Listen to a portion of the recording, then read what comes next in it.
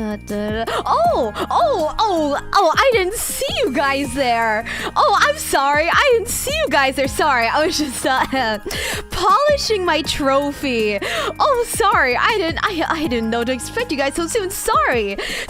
Let me just set her over here. Got her all nice and clean. Amoriha, everyone. Amoriha. Yeah, you know, I guess I'm a big deal. 왜야 왜 드롭비가 있어요? 그냥 수리 동생의 방송 빨리 봐야 해. 빨리 봐야 해. How do you feel about being the show every single Korean video? I mean, man, it was so easy. I could have done it in my sleep. Cause I slipped through it and didn't even, when Sudi was like, oh yeah, okay, so now the final match between Amoria and Chat. I was like, Amoria? What the fuck did I miss? Cause when I woke up, I thought I was gonna miss all of it, but she went on for a while. Because that was like really, I think she started at like 7 or 8 a.m. my time. But yeah, so I woke up and me and Seraphi were like getting the shit beat out of us by Kokone, Senpai, and Lofi. So I was like, oh, it's over. So I was just like watching it to enjoy. And then she was like, the final match between Amoria and Chatterson. And I was like, Amoria. And then I was like, oh shit. There's no way I'm gonna. And then I won. So yeah, I'm just gonna, keep her on display, wipe the dust off her a little bit. Okay, but let's get, how's the music? Is the music too loud, too quiet? Please let me know. Yeah, we should get into it right away, because as you know, with this time slot, I am on a 3-hour limit. Beat us even in your dreams, huh? Congrats. Will you defend your title next year? Is Sudi doing another one next year? Man, I mean, if I'm being honest, I'm fine being a one-hit wonder. I'm not gonna stress about defending it next year. It can be someone else's turn. I was the first winner. And that's all that matters. Even if someone wins 5 times in a row, in the next 5 years, it won't matter. Because I was the first winner and they can never take that title from me. But also, Master, thank you so much for 5 months of membership. Is that new? Are you one of the first 5-month people? I think you might be. Thank you so much. Thank you. Thank you for another month of membership. What time is it for you, Amoria?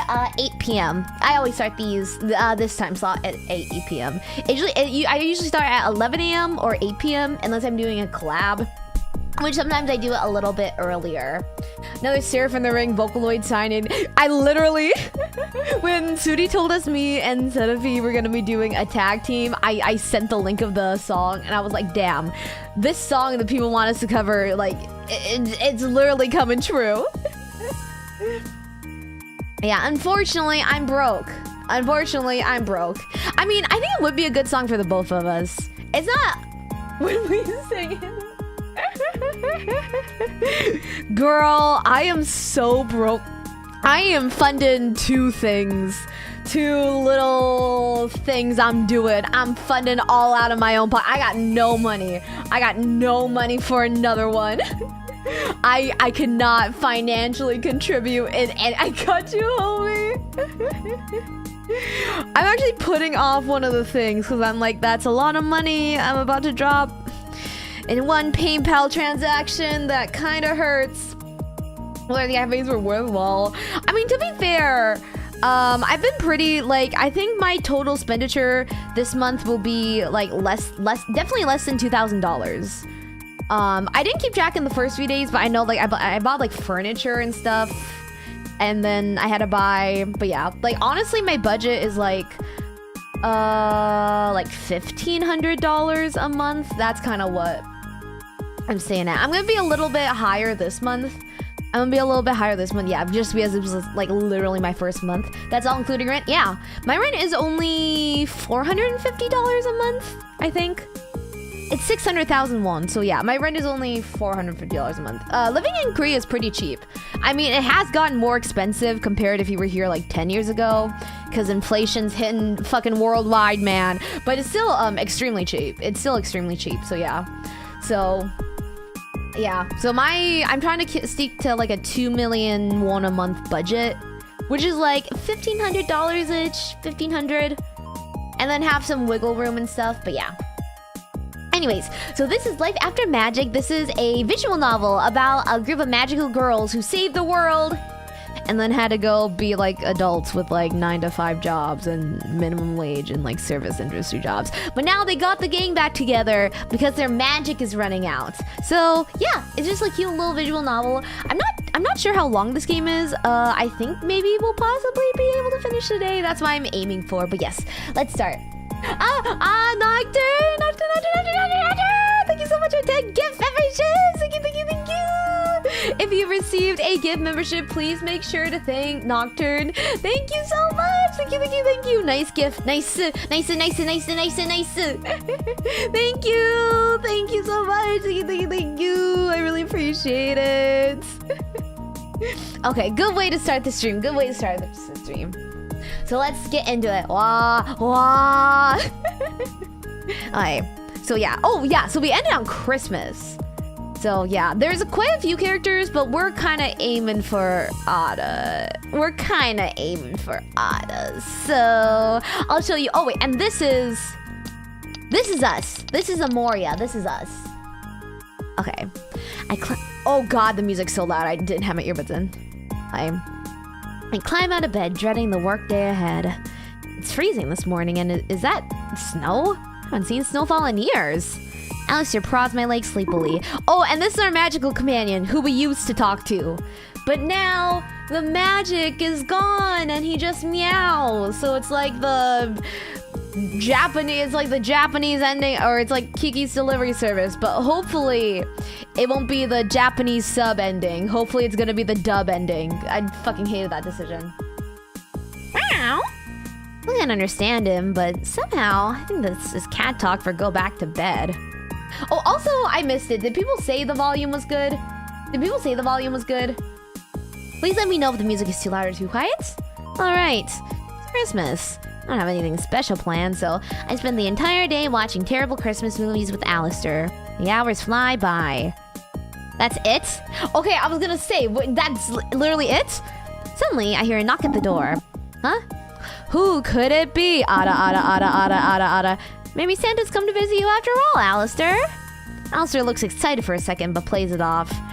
Right, I forgot I broke the news about Santa a few years ago to him. Run over to the front door and open it. Ada. Yeah! Amoria, Merry Christmas. Ada, what are you doing here? Also, we accidentally friend-zoned her when she went in for a kiss. Okay, not accidentally. The game forced us. There to friend-zone her. But yeah, honestly, it's like a kind of mean girl-ish.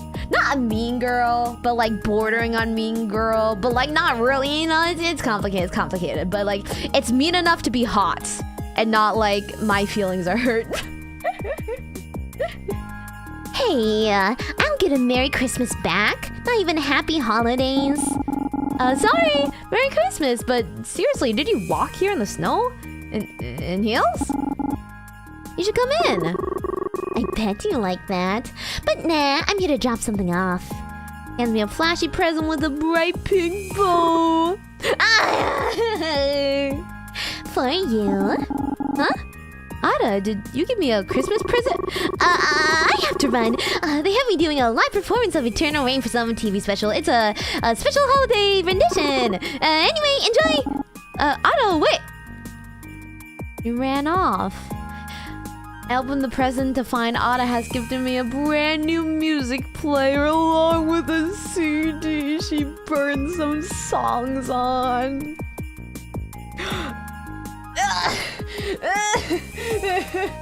I love women.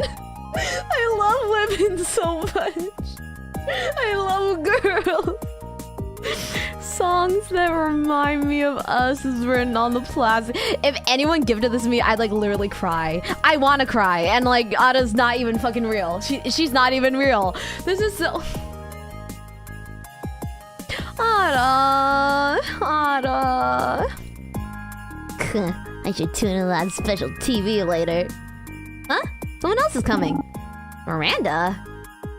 Miranda's standing outside the door, chattering her teeth and hugging her arm warmers.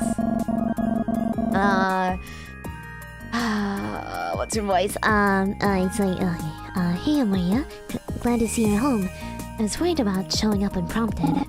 No worries. Do you want to come in? You look cold. I'm fine. I'm visiting my parents nearby anyway. I just wanted to give you this. Miranda hands me a small package wrapped with recycled newspaper and twine. Oh, damn. Okay, I thought Ada was just giving us a present because we hung out with her the most. We've hung out with everyone except our non-magical co-worker whose name I forgot. But we hung out with everyone once. And Ada like 3 times. Sorry. It's not super fancy or anything. I just made it on a whim when I was thinking about you. Anyway, catch you later. She walks off briskly. Miranda? Did you forget about the jacket tied around her waist? I laugh a little. Miranda's usually so observant, but I guess even she can be forgetful sometimes.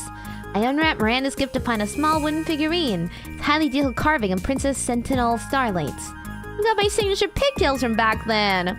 That must have been a challenge. This is awesome! Way better than any corporate merch of the Sentinels. I'm gonna treasure it! Hey, I just heard a motorcycle. KJ is standing on my doorstep holding something enormous. KJ, what are you doing here? And what is that? Sup, Moria. Doing some spring cleaning and figured you like this. KJ hands me an absolutely gigantic rabbit plush, wearing colorful pastel ribbons and a dress similar to mine.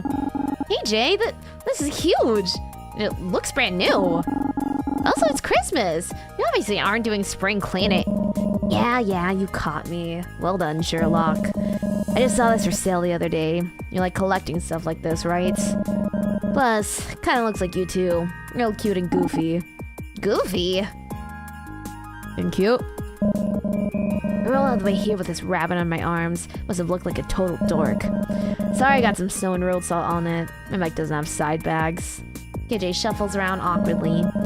Anyway, hope you like it. I got a dip. Promised to do a holiday party with some guys at the shop. And another with a band later. Got a full schedule. Barely time to cook a turkey. Oh my god, I'm not gonna have turkey this Thanksgiving. I'm like, I don't understand people who say turkey tastes like chicken. I am a turkey over ham person all the way. Actually, I love turkey so much. I'm so sad it's limited to like, well, it's not limited, but most people only have turkey like at most 3 times a year. Like Thanksgiving, Christmas, Easter. But then a lot of people have ham for Easter, but then sometimes they also have ham for like Christmas and Thanksgiving. I gotta find some people here doing a Thanksgiving, some fucking Americans here doing a Thanksgiving party. I want turkey. I want turkey leg. Doing anything but Chuseok? No. No, if I see like any events around, I might go to some, but otherwise, nah. But obviously, Amori parents aren't Korean, so I've never celebrated Chuseok before. But yeah. I know a lot of things will be closed. Forgetting Easter, I really have that. I mean, turkey's usually for like big holidays. So usually Easter or Christmas or Thanksgiving or a combination or sometimes all. Yeah. Honestly, I think I would have gone for KJ if Ada and the MC didn't have this sort of like, I don't know, they have more backstory, you know, it's complicated. It's complicated and messy, and I like it more. KJ, hear the rabbit plopping on my bed. Huh, and it does look like me. Maybe I should get another one that looks like KJ. We can match. Oh no, I see someone else coming.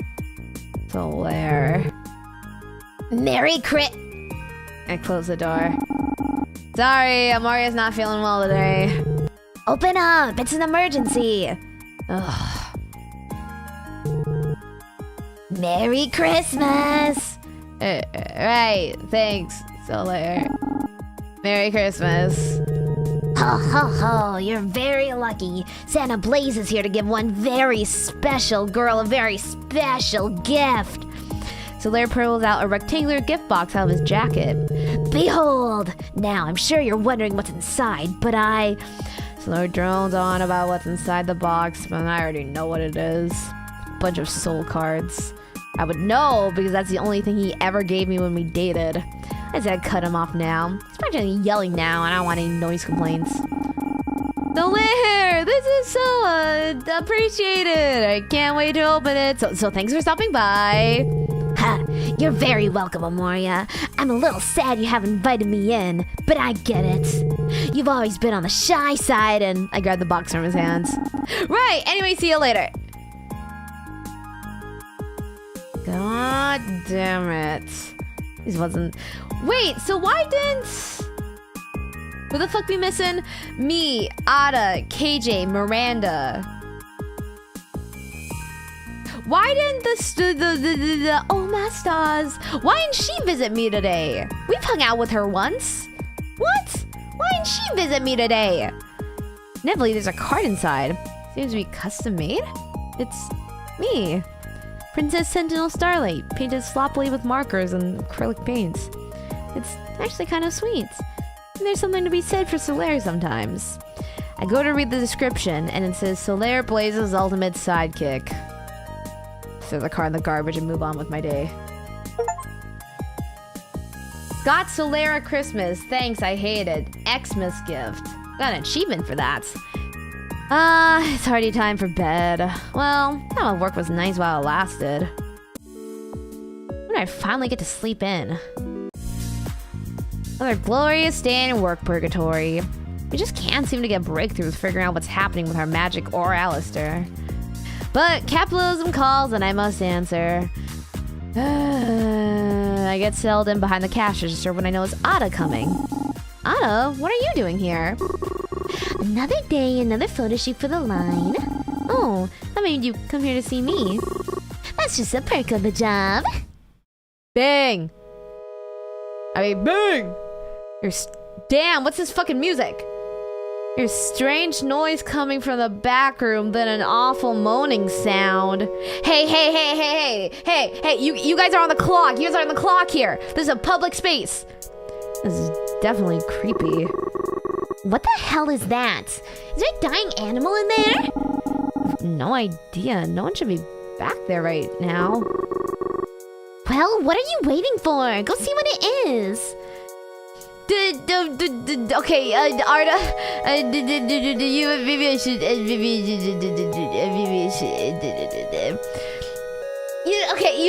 Arda, your brave leader will go first. Your brave leader, yo, you stay back, Arda. You stay back. I'll go.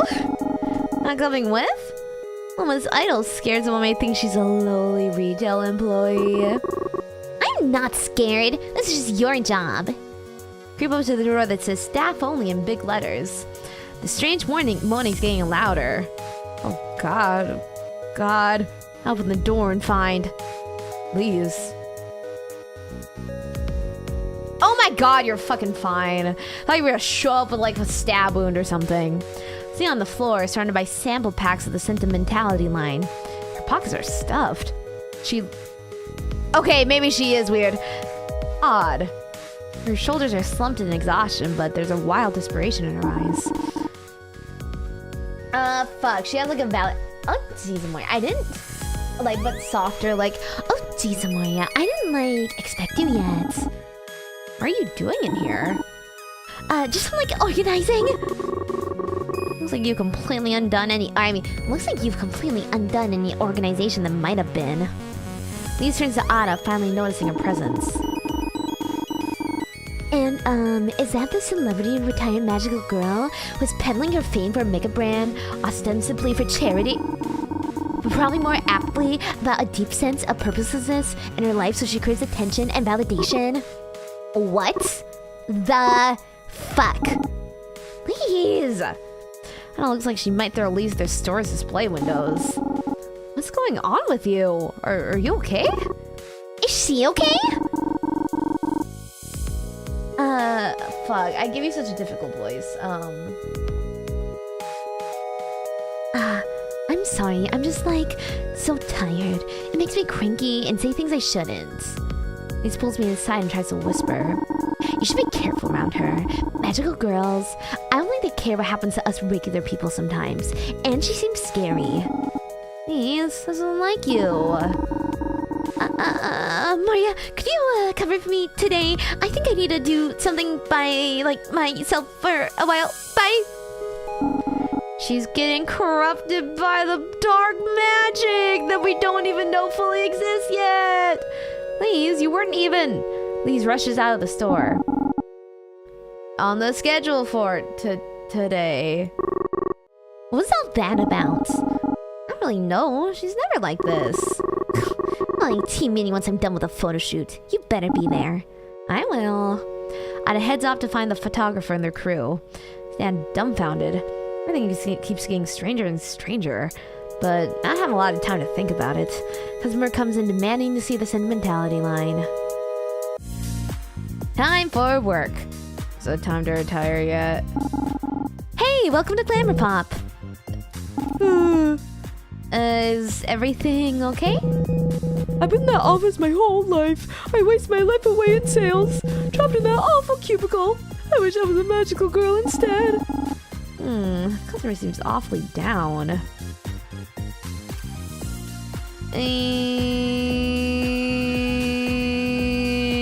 Will this be like rubbing it in her face though? But maybe like you want to be a magical girl here with this makeup you can be. Not really, but you should buy my makeup anyways. This eyeshadow sample from the sentimentality shines just like the sun. Whoa, that perked them up. Those colors are just like the sun, like my days on the beach. Give it to me now. Oh, okay, no need to get aggressive. I have free time now. Okay, hell yeah, Ada. Some fruit, some more fancy cheese. The plate is filled to the brim with bite-sized pieces of food from the snack table. Might have given me a couple of side eyes from Ada's staff, but free food is free food. Don't you want anything, Ada? I usually don't eat right before the performance. I don't want to clog up my throat with anything. One chip won't hurt. Pick up a single chip off my plate and hold it up to her mouth. Okay, but if my voice cracks, I'm blaming it on you. She opens her mouth to take the chip from me, and she has a giddy smile on her face at the satisfying crunch. Thanks for inviting me to hang out with you, by the way. I've never been backstage at a concert before, so this is pretty cool. You're invited anytime. I like the company. I actually haven't brought anyone else here before.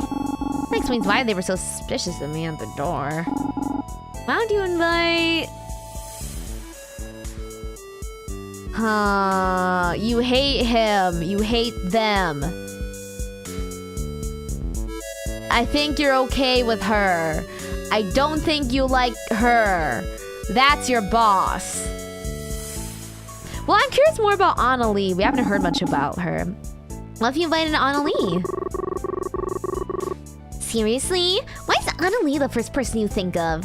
Yeah, she really made an impression on you. I mean, the baby, every part, baby, don't be brave. I like to think my music's for everyone, but I don't think this is up Annalie's alley. And she's secretly into this kind of stuff. It's always the ones you least expect. Plus, pop music is fun and uplifting. I just hear starting every morning with the 90.3 FM Girl Boss radio. That doesn't sound likely, but thanks for the mental image. Wait, I have a great idea. Picture this. You invite Annalie, but you invite Jackie too. Oh no. Oh yes. I think she combusts on the spot. That might be a fire hazard. Okay, backup plan. You invite Annalie and me, and that's how I get that sweet, sweet promotion. I will absolutely not help you hook up with your boss. Nothing about hooking up. Do not project your desires onto me. We're gonna say that we could win her over with free backstage snacks. You really do move fast, huh? Try to be glad that it wasn't just me. Shut up! Someone from Ada's team comes by. Ready for standby. We start in 10 minutes. Got it. Thanks, Tiff. Well, I can get a good glimpse of the show from the side area of the stage, so I follow Ada to the standby area. There's no snack table here, but I'll make that sacrifice. Might be imagining it, but Ada looks nervous. She's definitely done plenty of concerts before this, so I'm not sure what she's worried about. Well, Amoria. You know, there's something different about this concert than all of her others, you see. Wish I could help her feel better.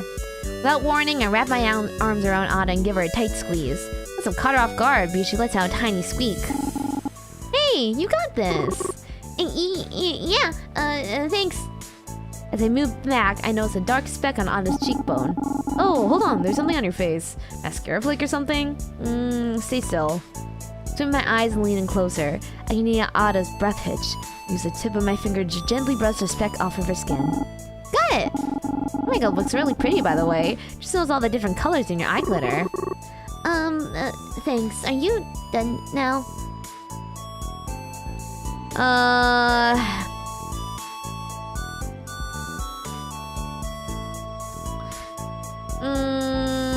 I feel like teasing her would be just mean. I think it'd just be mean. She's about to go on stage. Let's give her a break. I think we need to give her a break. Take a step back and Ada lets out a sigh of relief. Oh, whoops. My bad. Got distracted by your eyeshadow. So sparkly. Wow. I think you've been hanging out with Lise too much. The same staff member returns with a set list in hand. When I look back up, they frown at Ada. Is the lighting back here weird? You look redder than you did before. Hold on, let me go grab Minnie and get a touch up your makeup. Oh no! The staff member rushes off and Ada pulls out a compact mirror to check her complexion. While she does that, I sneak a peek at the crowd, wondering how many people might be out there. Okay, wow, that's a lot of people. The crowd is a sea of Sentinel or Aurora Pink, and there are tons of fan signs waving within it. I mean, stage fright, and I'm not even the one going on stage. I felt it coming. Most performing I've ever done were my silly pre-fight speeches about love and justice. I don't know if I could do something like this. Oh. The compact falls to the ground with a heavy thud. Ada doesn't make a move for it, so I bend down to pick it up for her. Uh-oh. The mirror inside is badly cracked. Oof. Bad luck. At least it was free, right? When I glance back over at Ada, she looks as if she's seen a ghost. Her face is pale and she's shaking. Hey, are you okay? The crowd is, they're usually chanting by now. It's okay. Maybe they're tired or the music is louder than it usually is? No, it's not that. It's gone. The magic isn't... What about the magic? Are you talking about the magic being gone? Did she use her magic on her fans? Why does the magic disappearing have anything to do with your fans? I freeze. Does this mean that she's been using her magic to... Ada...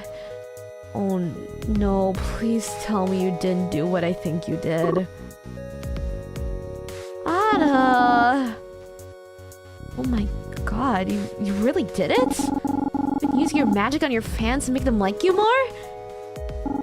What's wrong with you? Say something, this is serious! I stare at Ada, but she won't look me in the eye. It's the songs. I didn't even know I was doing it at first. I wasn't trying to incorporate my magic into the songs. It just started happening. The first time my song played on the radio, I saw my team's reaction to it. The look of awe on their faces, and I knew what had happened. When you realized what you were doing, did you stop? Ada, why? I don't know. It was too late by then. Once the songs were released, I couldn't do anything. Did you even try? Did you still record more after that? Well, you knew what you were doing was wrong and you kept doing it anyways. Well, who are you to tell me what's right or wrong? You don't get to walk into my life and tell me what to do. You don't actually care about any of this. You don't care about me or any of us. You left me. us. You left us. Does that have to do with anything? It has to do with everything. I wouldn't even be here if the Sentinels were still together. How can you try and blame this on me? Even if I leave you all, feeling lonely doesn't give you a reason to abandon all your morals. Can't use magic on people without them knowing about it, especially not for your own gain.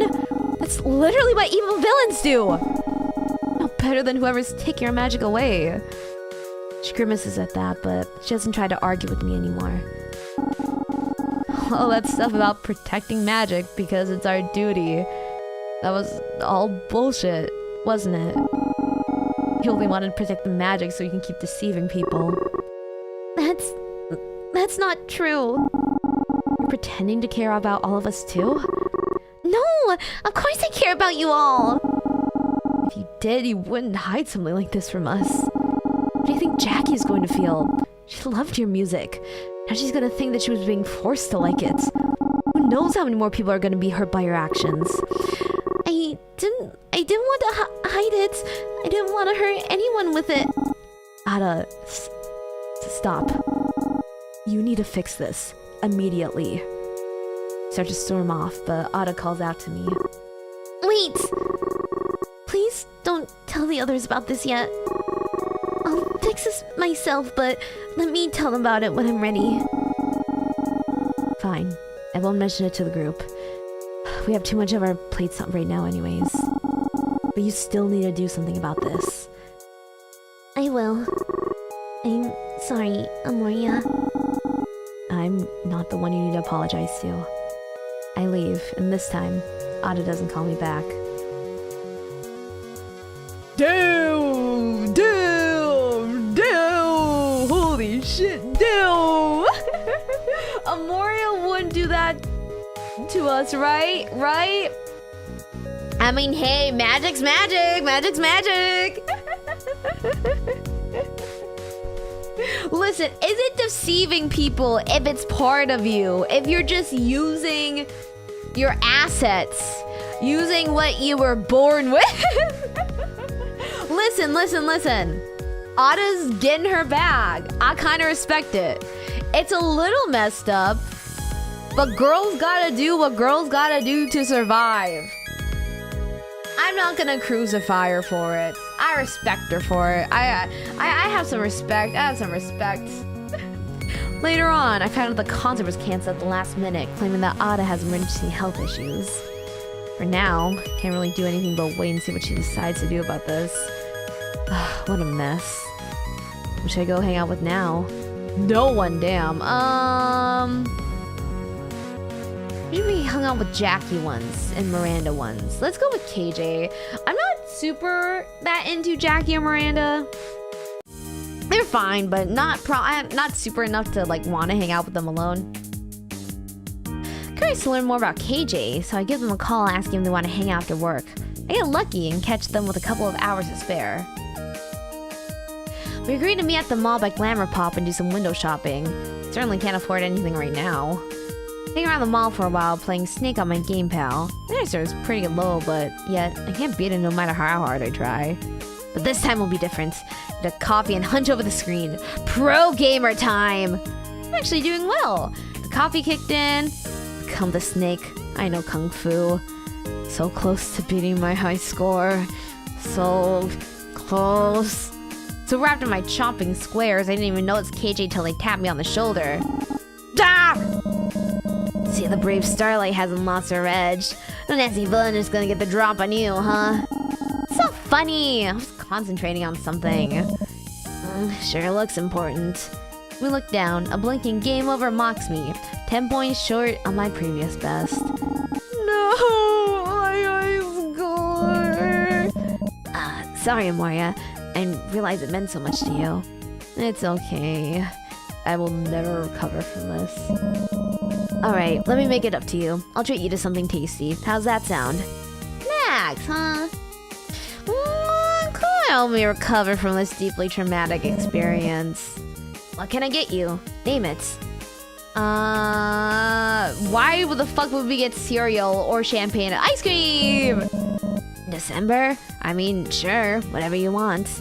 Went over the ice cream counter, and I spent some time investigating the brightly colored trays of delicious goodness. I feel like ice cream is just as good in the winter. Like, as long as you're not eating it outside in, like, below green weather. Even like that. I don't know. I can get down with hot food in the summer and cold food in the winter. Well, actually, I guess, like, I guess sometimes when you eat super hot food in the summer, like, when I'm drinking that, like, scalding hot, like, broth at, like, the street food Ajima thing, when the Ajima gives me the hot broth at, like, a street vendor in Korea, and it's, like, 90 degrees out and humid. Okay, that maybe doesn't hit as much. But, I don't know. I've eaten ice cream in cold weather before. I think it's fine.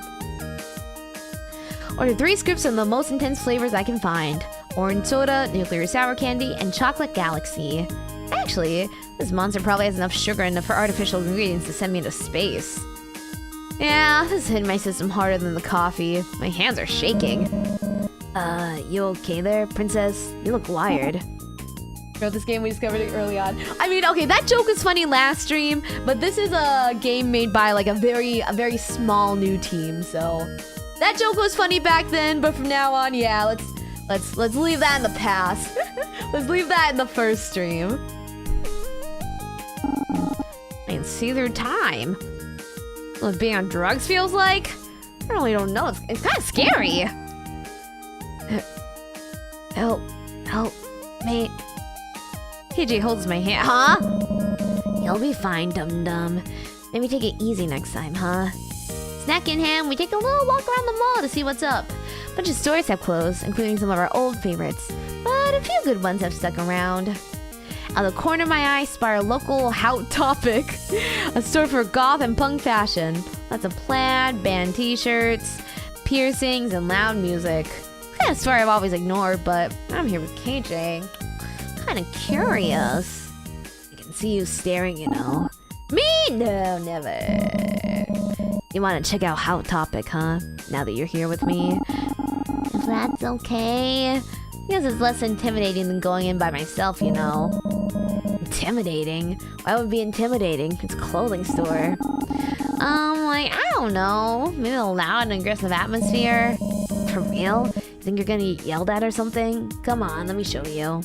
They grab me by the hand and lead me to the entrance to the store. Loud punk music fills the air. The inside seems like a cavern of black and red. At the back, someone behind the counter gives me a judgmental look. KJ lets go of my hand and gestures towards the door. Step inside. You could do it. They're right. I've totally faced bigger enemies than this before. Mighty Princess Sentinel Starlight gathers her courage once again and steps inside the clothing store. Hello, Amaria! KJ introduced me to Charlie, the staff member who gave me the judgmental look. He actually seems really nice and compliments my outfit. Thought we were dating, and that's why she was sizing me up. Gotta make sure I was good enough for KJ. KJ laughs off and takes me over to a part of the store you can't see from the rest of the mall. Figured you might dig this section. We could make you a skater princess. Really tempting. There's pink plaid skater skirts and neon torn-up sweaters. There's even a Hello Kitty backpack. I had no idea people even make clothing like this. Yeah, there's a bunch of different subcultures under the goth and punk umbrellas. Doesn't always have to be about wearing black and being angry. Try something on. Ooh. I'm actually not into Hello Kitty. I don't know, maybe it's because I mean, when I was little, I remember I had DVDs and I had a Game Boy game. But like, I was never into Hello Kitty. And even now that I like Sanrio characters, Hello Kitty, I don't know.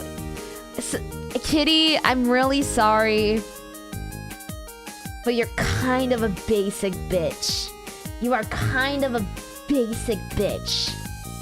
Like, it's just too generic at this point. Pom Pom Puddin' over Hello Kitty, yeah, hell yeah. The ranking goes, okay, actually the best Sanrio character is Pom Pom Puddin's girlfriend called Macaron, I forgot her name. It's one of them. That's the best Sanrio character. But she like only appears with Pom Pom Puddin, so she like never gets merch. But actually she's the best character. But Pom Pom Puddin is in a close second. And then Potako. I really also don't really care for My Melody either. I know she's pink, so I look like my favorite character would be My Melody. I like Kuromi. Kuromi's cute. Kuromi's cute. Cinnamon Roll. I think he's like gives off poser vibes, you know? He gives off poser vibes, like you're a dog, but you look like a rabbit. Pick one. You're either one or the other, Cinnamon Roll. Pick one. You are not a dog. Stop fucking saying you're a dog. You don't look like a dog. You do not rise up the rankings just because you're a dog, because you do not look like a dog. But Cinnamon Roll is really popular here in Korea. They have an entire little like cafe and store dedicated to him in like a mall in Hongdae. And all I can say is, it should have been Pom Pom Pudding. It should have been Pom Pom Pudding. Should have been Pom Pom Pudding. I'm watching Super Cute Adventures recently. I'm guessing that's something with Sanrio. I'm not that into Sanrio. Like, it's cute. And, like, that's it. So, I know they have some, like, cartoon, like, shorts thing. But I've never watched it. No Twin Stars love. Twin Stars, they're just, like, little human angels. Like, I don't know. They remind me too much of those Precious Moment things that Amorima likes. They're also kind of basic. Good color scheme though, but basic. Okay, but yeah. Anyways, Neon. No, I hate Neon. Hellkin, overrated. Pink plaid skater skirt. Here we go. All right, I thought you might like that one. Go try it on.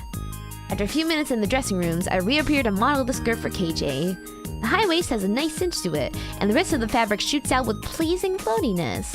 And the pleats make it go extra spinny. I really like this. I look up and notice KJ is giving me some eyes. Okay, stop the sparkle. Stop it. I have my eyes. You are my third option, okay? Okay, you're not even my second option. You're my third option at this point. I'm sorry, KJ. Yeah, it looks really good on you. What do you think? I like it. It's kind of my style, but kind of different enough to be interesting. Different enough to be interesting describes our whole friend group, don't you think? Yowo, 어서오세요, 안녕. I get that for you if you like. Oh, no. Super Hajima, no. You really don't have to. I'm not going to insist, just think about it, huh? Don't worry, KJ. I'm gonna think about this for a while. We take a stroll around the rest of the store. KJ starts absentmindedly flipping through the clothing racks. Funny thing is, I've been coming to the store forever, even back when we were sentinels. I'd look around, chat to the staff, but never had the courage to buy something other than a backpack or wallet. I remember the first time I finally bought an outfit from the store. It was in my wardrobe for weeks and I didn't dare wear it. One day my dad found it and threw it all out. I was so pissed off. Him just projecting his idea of who I am onto me, instead of letting me speak for myself, to the point of throwing out stuff that didn't fit his ideas. Just like Boyle. I guess I never really talked about my dad much around the group, did I?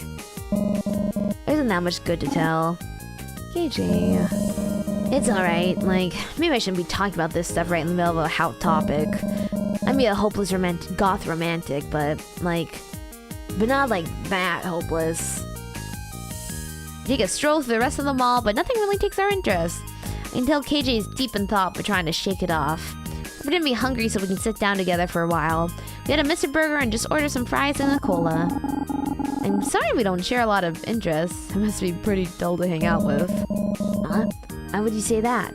Why would we need to be in the same stuff? Are you saying you don't judge me because I'm not like you? No, I don't judge you because you're not like me. The most important thing is to be true to yourself. Screw what anybody else says you should be. I did a lot of soul searching after the group broke up. Took out a lot of books from the library and borrowed designs from more marginal places. Okay, bear with me a sec. I'm gonna nerd out on you. In existential philosophy, there's a concept of authenticity, of acting according to your own values in spite of external societal pressures to conform. And reading the work of Ricky Wilkins honestly changed my life. I felt so alone and broken in my discomfort with being a girl. Now now I know there's other people out there like me. We have a word for it. Genderqueer. I am who I am. Oh, I'm having a stroke. I am who I am, not out of hatred for others, but out of a newfound love for myself. Ah, jeez, look at me go. Some things about me really haven't changed, huh? That's a long-winded way of saying I don't care what you look like or how you dress. As long as you're not dressing how you... As long as you're dressing how you want to dress. Not like chasing approval. I didn't say that last part at least. And anyway, I really like the way you dress, princess. It suits you. Oh. That's not what's bothering me. What is it then, KJ? I'm sorry I keep digging up bad stuff all the time. We're out here just trying to have fun, and I'm like dragging the mood down. You have been very a little trauma dumpy, but it's okay. It's okay. We can talk about it. It's okay. Like, I promise my life is more than just being bitter about the past. Okay, how about I kind of feel that. Like, am I over all the bullshit I went through high school? Yes.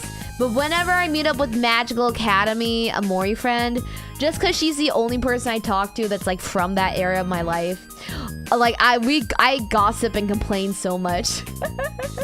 But like, so like, I don't know, but a Mori friend does as well. But maybe she thinks I'm like super held up over Magical Academy. But it's kind of just because like, that's the only person I talk to about it with, usually. And if I talk about it with others, it's like funny stories. Where I'm like, okay, I kind of got bullied, but like, it's a funny story now. Let's talk about it. Let's like laugh at it.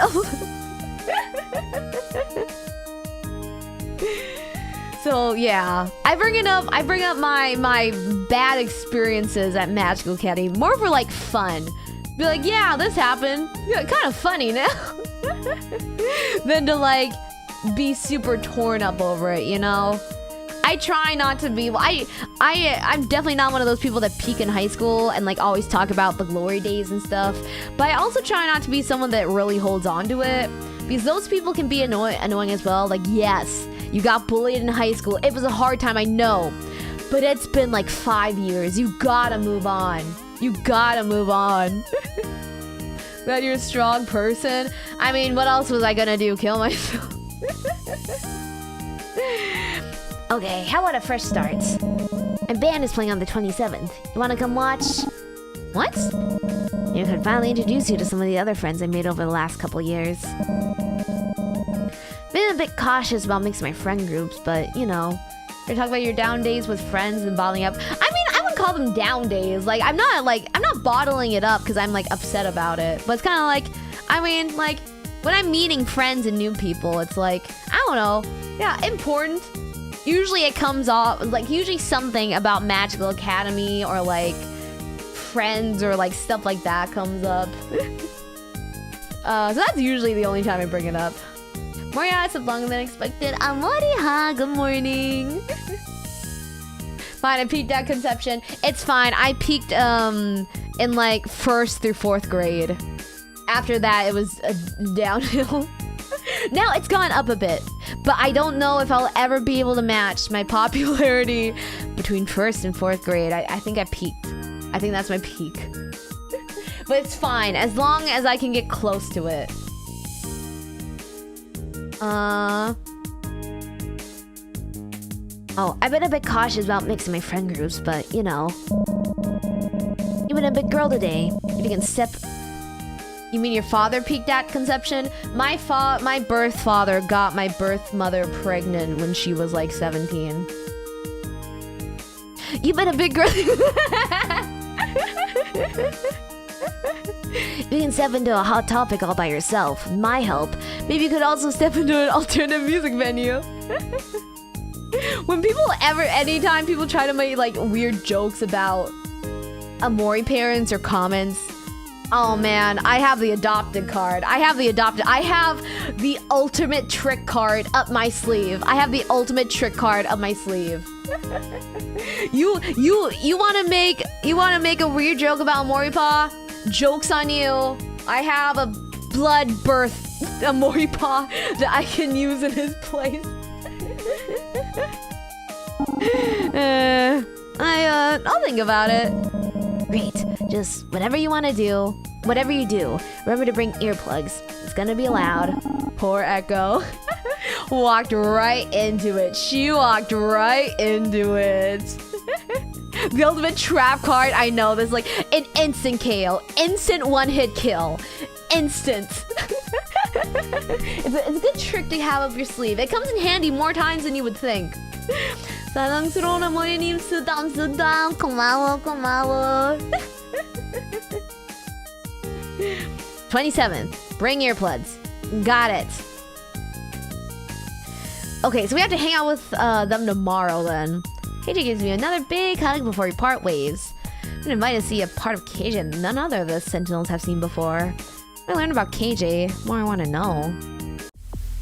Well, I was gonna hang out with someone else, but fuck, I guess we gotta hang out with Ada and KJ. Oh, when I arrive at the mall, I see the Sentinels hanging around near the escalator. Ada's in the middle telling the group something, waving her arms around with a conspiratorial look. Looks like she's wearing her in public disguise again. I've been watching this person for the past few days, and I think I found who we're looking for. It's Liz. Ada, what are you saying?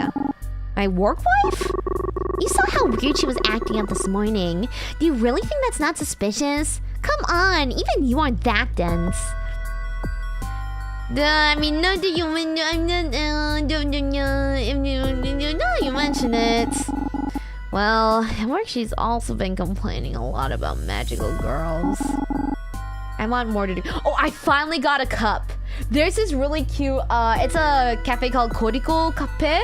And it's like, I think they officially, I think they're like an official Ghibli collaboration. Cause they have like merch that they sell at like, and more. They actually have more merch, more official Ghibli merch than they sell at like the Ghibli stores, like the Dotori stores in Korea. So I went and I got this cute little glass cup with Gigi on it, like eating out of like a pan, and my tongue is out. So Amoria has finally got a glass. Amoria finally has a glass. I finally have a cup. It's so nice. So now I can finally buy the giant Coke Zero 5-liter bottles instead of getting like the little cans, because I did the math too. I was just like making sure. I was like, okay, these Coke cans, there's a 1+1, so I can get one for 1,001 or like 70 cents. So I was like, okay, is it worth it? I was like standing there doing like math on my fucking calculator app, like making sure the giant ass bottle was the better deal. And then I didn't want to pay for a bag, so I just walked home with it in my arms like a fucking baby. Not just any cup, but a premium one. Yeah. She was like, how much were you? Like maybe like $11. Maybe $11. A little more expensive overseas. I mean, like the cans, the balls are smaller. So they're smaller.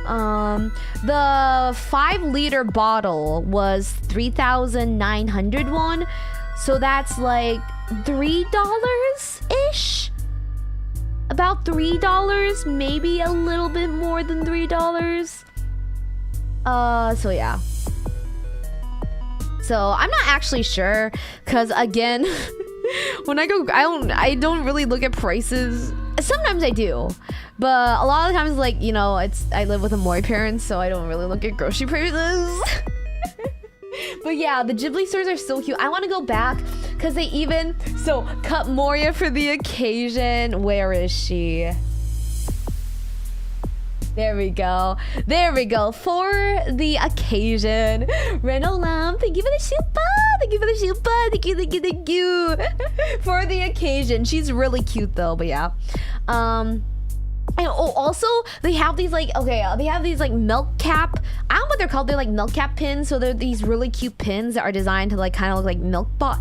It's complicated. Just search up like, wait, actually, is it like, wait, Ghibli milk? Yeah, milk cap series, the milk cap pins, like milk cap pins. They're so fucking cute.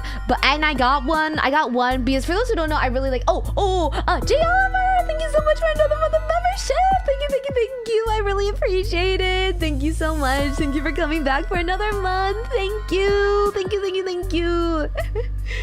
But yeah, so I bought one, and I got the one with Kiki and her father, and it says like, how come you never told me you were growing up so fast? And he's like carrying her in his arms, and I was like, oh, this is me and a Moripa. And then I went to get another one like a few weeks later, and there's like 1, 2, 3, 4, 5, 6, 7, 8, 9, 10, 11. So I literally had like over a 90% chance to get a new one, and I somehow got the same one. But I'm like, you know what, at least, okay, I'm gonna send this to a Moripa so then we can match, because it's like a Kiki and her dad. It's Kiki and her dad. And then yeah, I bought a lot of, not a lot, I bought a few Ghibli merch. But yeah, so yeah, I'm gonna give that to a Moripa and be like, a Moripa, it's us. And then they have these ones that look like they're knitted or crocheted with thread. I got one of those, but I got the one I wanted the least. Moya's not very good with gacha, but they're really cute. They're like, oh, they're so fucking cute. They're so fucking adorable. Yeah, Kiki's delivery service, like, I mean, honestly, like, I feel like sometimes Ghibli movies are a little bit overrated. I'm gonna say that. Don't crucify me. But I do really like a Kiki's delivery service. So yeah. But at the cafe, they also have like you know the pie the grandma makes, that old lady makes. They have that, but it's like a meat pie. But they only serve it during brunch. So I want to go back and get the little meat pie, because they even have like the little fish, like the, what's it called? The, not breading, but like the crust, like that. The pie, the crust. They even have little fish on it, so I really want to try that. But it comes with an Americano, and I hate coffee. So if I go there, if I get that, I might ask them to switch. Anyways, that's my little Ghibli cafe stories. But yeah, thank God the cafe is Kiki's delivery service, because like I didn't really like Totoro, but that's like a kid movie, definitely. Spirited Away was pretty good. Howl's Moving Castle was pretty good. Something about the ending, like the ending kind of like confused me a little bit. I feel like, I don't know, like there was like a little bit of a plot hole that kind of bothered me. But yeah. Anyways, really like Kiki's delivery service. Actually, I've been talking to people when, because I was talking to someone, and I don't. Oh, we were talking about vinyl. So I sent her like a picture of like this, what's it, vinyl? Yeah, the vinyl. Yeah, like vinyl, but it's like a Kiki's delivery service vinyl. So I sent her that, and I was like, oh, I want to buy this, but like I don't even have like a music player, so like I'm not gonna do anything with it. So we were talking about Ghibli, and I was like, yeah, Kiki's delivery service is my favorite movie, because like I'm now imagining myself as Kiki, because like, you know, I moved to like this new city, I'm on my own, and I'm like, I might make mistakes, but I want to be like Kiki and prevail in the end. So I've listened to a lot of Kiki's delivery service OST when I was coming to Korea to like get me in the mood. Also, J Oliver, thank you so much for the 5 gift memberships. Thank you. If you received one, please make sure to thank J Oliver. Thank you again. Had to go. Thank you for the show and what you do. Congratulations on the wrestling one. Thank you. Good night or have a good day or whatever you plan to do. But yeah.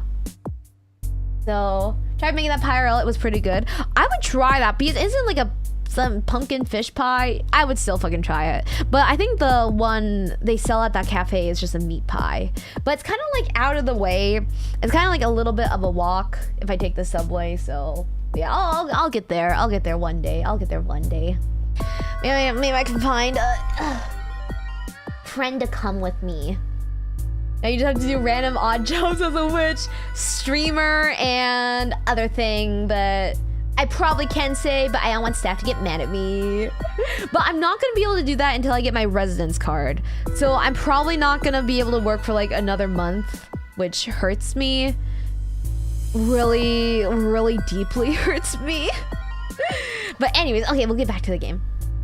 That might not be a coincidence. Exactly! Maybe we're onto something there. Tons of people complain about magical girls, myself included.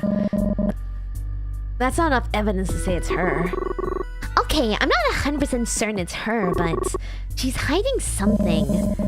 Vibe isn't enough evidence either. Yeah, I agree. That's obviously not the only reason. Were you talking about Kiki pancake diet? Pancakes are expensive here. They're more seen as dessert than breakfast. Also, I don't really like pancakes that much. They're kind of mid. Mori and I are the ones whose magic is being affected the most, and we've been about Lee's at the store more than anyone else. I don't think that's a coincidence. Plus, I've overheard her saying how much she doesn't like me in particular, so she could be targeting me now after Moria. Is that what this is really about? Them disliking you does make them evil. Get over yourself. Fuck you! That's nothing to do with it. Uh-huh. Are you sure about that? Oh my stars. Hey, let's focus. We aren't gonna get anywhere if we argue. Ada and Keiji both grumble a fine and then settle for glaring at each other. Anyways. Waffles are better than... Yeah, waffles are better. Waffles are better. Yeah, I'm gonna have to agree a little bit. Until someone has another lead, I think we should investigate Lee's. Do you think you have expensive now, different time? I mean, no, like... I think it's not in the time, it's like... The fact that, I mean, Kiki's Delivery Service is obviously a Japanese movie, but it's not set in Japan. It's set in this, like, kind of Europe-esque-ish seaside country, right? Am I correct? It's not Japan. Right? I believe so. Maybe it is Japan, but, like, I mean, a lot of, like, Western food like that is just more expensive in Asia, and always has been. Actually, like, Western food is cheaper nowadays. In Asia with like globalization and everything. No, that's just because it was like a Euro-ish inspired world. Sweden? Oh, was it Sweden? Pancakes, in my view, they're primarily a delivery mechanism for sweets, chocolate, fruit. Ooh, that is such a good take. No, I agree. Maybe that's why I don't really like pancakes and waffles too much, because it's like, I guess when I usually eat them, I eat them for like breakfast or with a more, we just add syrup on it, and I think they're a little bit boring. But when people add things to it, I like them a lot more. So you're right. You're so true. That is such a good take. Pancake is a crepe. I don't want it. Crepe is the best. Crepe is superior. Okay. Suspect Ada. I don't want to make Ada angry, but we should keep options open. I'm looking to Lee's, but we should keep our options open. If it's not her, then we're back to where we started. Everyone agrees with that, for once. More Europe, I think. She's fictional, but they're based on Sweden. Okay, got it. I should rewatch that movie. I really like Kiki's Delivery Service. But again, I didn't like the ending in fucking Japanese. Oh my stars, I'm not so sure it's this Lee's everyone's talking about. But if you have a lead, why not follow it? I do the investigation since I'm the one who brought it up. No offense, but I think maybe someone more level-headed should go. You may have some bias that actually comes through. That includes you too, KJ. Fair enough. I'll tag along. If anything goes awry, I'll protect you, Amoria. That sounds fine to me. I haven't even met Lise yet. I think I should take someone along who recognizes her mannerisms a bit better. Someone observant. What about you, Miranda? You and I can do it together. Me? Well, Fine, whatever. Let's do that. Damn, Ada has beef with many people. Holy shit. Yeah, let's do it, Amoria. Spend some time making a plan for investigating Lise. Hopefully this gives us the answers we need. Didn't buy brick toast? I have no idea what that could even be. I have no idea what that could even be. I've not tried brick toast. Finally, time for bed. Damn, way too late reading my favorite shoujo manga. On such a cliffhanger, I couldn't stop. Alistair jumps on my stomach to wake me up, demanding food. Alright. I had my first kirkori toast, like Korean street toast. She was so good. I'm so glad I like cabbage now. She was really good. But like, I can't really find, that's like the only place I've seen her. Like, it's literally called like street toast. But I don't really see her a lot of places. Like, usually the street foods sell sundae, tteokbokki, 어묵, 모두 튀김, like those fried foods, stuff like that. But they don't often sell like hot dog or like sodok. But I haven't seen really any toast places except one. Like a toast vagina with toppings. What kind of toppings? Like sweet or savory? Alistair jumps on my stomach to wake me up, demanding food. Alright. Egg drop toast again. I've had egg drop a few times. They're good. They're solid. I don't think I would near me though. Cute bread but's hollowed out and has stuff like ice cream and stuff. I don't know how I feel about bread and ice cream. I'm not like against it. I think I maybe had it before, but I think I'm a more savory, like with bread and toast. I feel like I'm a more savory person, if that makes sense. But I'd be willing to try it. I'd definitely be willing to try it. Maybe that's why I don't really like French toast. Possibly. What's this fucking music? Miranda and I caught up with Lise just as she left her house this morning. There's her camcorder with her and a bag full of stuff. We stayed far back and followed her as she makes her way a couple of blocks from her place to the park. Miranda and I jumped behind a tree to observe. What could she be doing here? So far, nothing out of the ordinary. I'm keeping an eye what's in that bag. Miranda's right, because Lisa's plopped herself down amongst the trees and upends her bag. Out of it spills tons of sentimentality line makeup. That's a lot of makeup. What? Is that water, like that milk watermelon fruit drink? Typical. Make one friend outside all the magical craziness. She turns out to be a vain villainess. We don't know that yet. I have to see what she does with it. Wait, what is she doing with it? Lise dons makeup in her way. It's all over her face like a kid playing Dress of Imagination. Watermelon punch basically. I had it when I went out with staff. We had something like hwate. It had like watermelon and other fruit, and it was like milky, and I was very drunk, so I just kept drinking it. I just kept pouring myself. I drink a lot of that shit. And I don't even like watermelon. Trust me, this is not yet out of the ordinary. Oh, well, it's kind of cute. Always marched to the beat of her own drum. I like that about her. But she's been saying lately about magical girls. Has she ever told you why she feels that way? Huh, she hasn't. Maybe there's something she's experienced that you don't know about. It can be hard to talk about the pains of her past sometimes. I don't exactly look back all rosy on our fighting days, but I'm not turning evil all of a sudden. You're right. Let's give her a chance to do whatever it is she's doing. Lisa has her camcorder out and she seems to be directing some pigeons about their stage blocking. She's laughing. Covered in makeup, filming pigeons. This is just odd. Should we just keep watching or confront her? Scatter the pigeons? How are we gonna scatter the pigeons? Let's just keep observing. We should wait, because it would just be a smokescreen. It's a very elaborate and effective smokescreen then. We hang back, trying to see if there's more to it. Suddenly, Lise whips around with her camera to catch a pigeon mid-air. She spots us. Oops. Amoria? And Miranda, was it? What are you doing here? Do you want to be in my documentary? Lise, what's going on here? Well, I couldn't find any real eagles, so I was doing a recreation scene for the climax.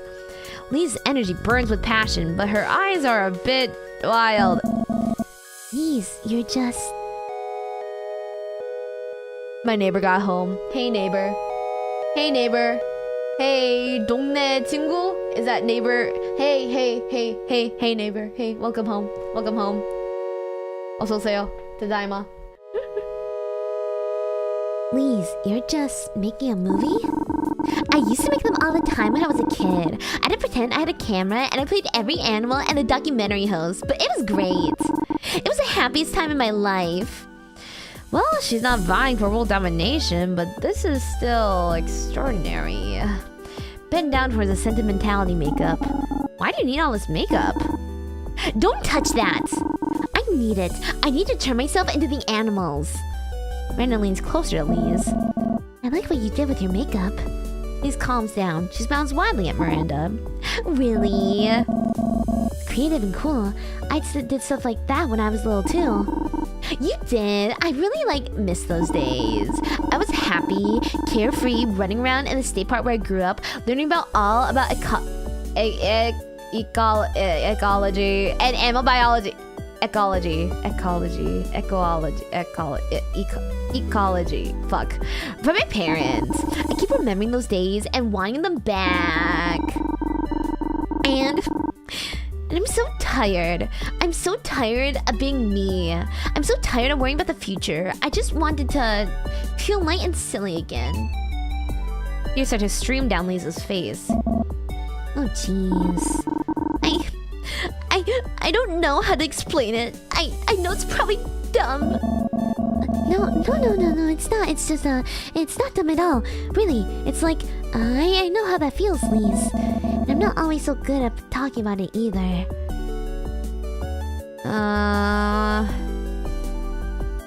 Prison's so bad. Damn, if I trauma dumped and was like, I'm so unhappy and depressed nowadays, and someone was like, well, you got me, I'd be like, I'm gonna fucking kill you. I'm gonna fucking kill you. And now I'm not gonna have you, because you're gonna fucking die by my hands.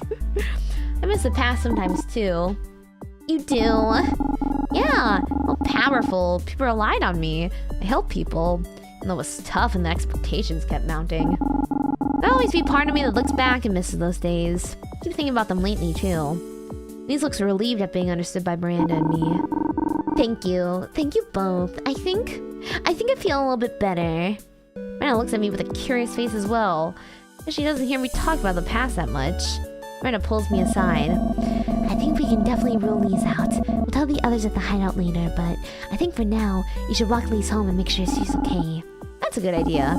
Lise, let me walk you home. Thank you. I'd like that. Walk with Lise back to her apartment where she's greeted excitedly by Mimi and Bobo, her sweet little kitties. I know they'll take good care of her for now. I promise to check on her soon.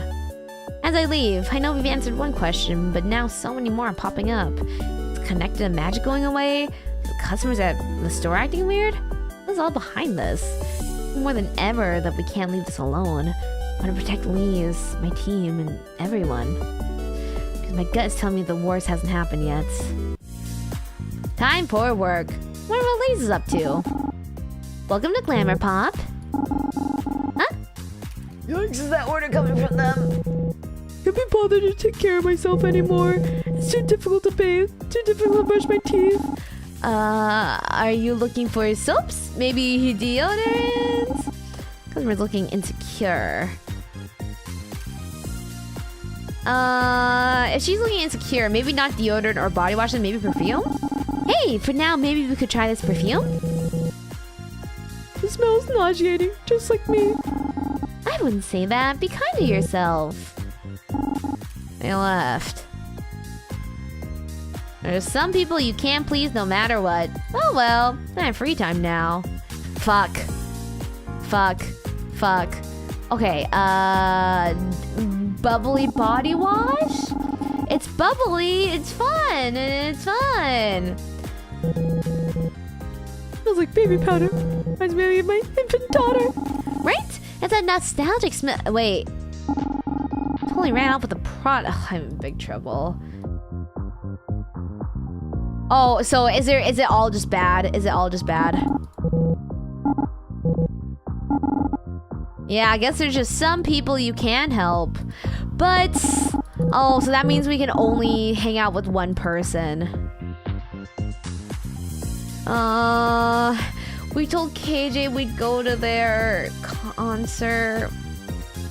But Ada, okay, I'm gonna go with Ada. Sorry, I pretended it was a difficult decision, but it's pretty easy. It's Ada. Ada contacts me and asks to meet at our old high school classroom where we had our first team meeting. First, I wonder if she's gathered everyone there, but when I arrive, Ada's the only one in the room. Maria, I wasn't sure if you would come. Seeing where her desk was in high school. Back then, we sat beside each other, passing notes back and forth about anything and everything. Wonder if she wanted me here for the nostalgia. Honestly, I wasn't sure if I was gonna come either, but I wanted to hear you out. Thanks. I have some things I want to get off my chest, if that's okay. About the magic? Is there more that you haven't told me? No, not about the magic, just about me. Okay, I'm listening. You remember what I said when I told you why I became an idol? And I said that I feel like I didn't have a purpose anymore? I meant it. After the Sentinels broke up, I was a complete mess. That was my destiny to keep protecting the world. I thought I was gonna keep doing that forever. It was like the way people idolized us. It made me feel needed, like I was special. When that was gone, I felt so empty. I needed the people to give me a purpose, to give me a reason to exist. I needed them to need me. I think I always knew that on some level. I just didn't want to admit it. And I got what I wanted. I found the sense of purpose I was looking for, and my world didn't feel like it was falling apart anymore. Being Ada made me feel like I was worth something again. I'm so stupid saying this out loud, but I thought that maybe if I based Ada off of Sentinel Aurora, the rest of the team would be inspired to come back together again. But the opposite happened. Miranda and Jackie stopped talking to me. KJ can't stand being around me. I wanted to hold on to the team and our friendship, but in the end, it just pushed everyone even further away from me. Ada, can you call me Boyhood again? For right now, at least. I think I'm done with being Ada. Yeah, of course. Thank you. Anyways, I knew using the magic in my songs was wrong. In my first single has magic woven into it, but that one was really an accident, I swear. I started looking at how to stop it, but I realized no one had actually listened to my songs about being influenced by magic. And I was so scared that without the magic, no one would like my music anymore. I couldn't bring myself to stop. I finally found my purpose in life, and I didn't want to risk that being taken away from me. But none of that matters, I know. I just wanted you to hear all that. I'm sorry for not telling you, and sorry for disappointing you. Don't forget. Oh shit! I don't need to save. I'm gonna save just in case. Oh, I kind of want to see what. I'm kind of curious. Okay, I'm gonna do this for the angst. I'm gonna do that. Wait, I need to make sure we do. Just to make sure. I just want to see for the angst. I'm still really hurt that you deceived all of us. I don't think I can forgive you. Looks crushed by the response, but after a few silent moments, she gives me a nod. Thanks for being honest, at least. I won't make this any more awkward than it needs to be. I'll go now. I'm gonna take care of everything still. Don't worry about that. Let's just save the world again, and then we can go back to living our lives.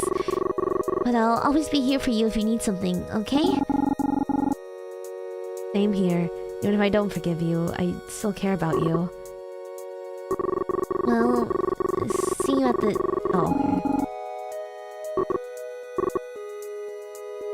Okay, no, I don't like that. It's fine. No, I forgive you, baby girl. Baby girl, it's fine. Baby girl, I understand. I forgive you.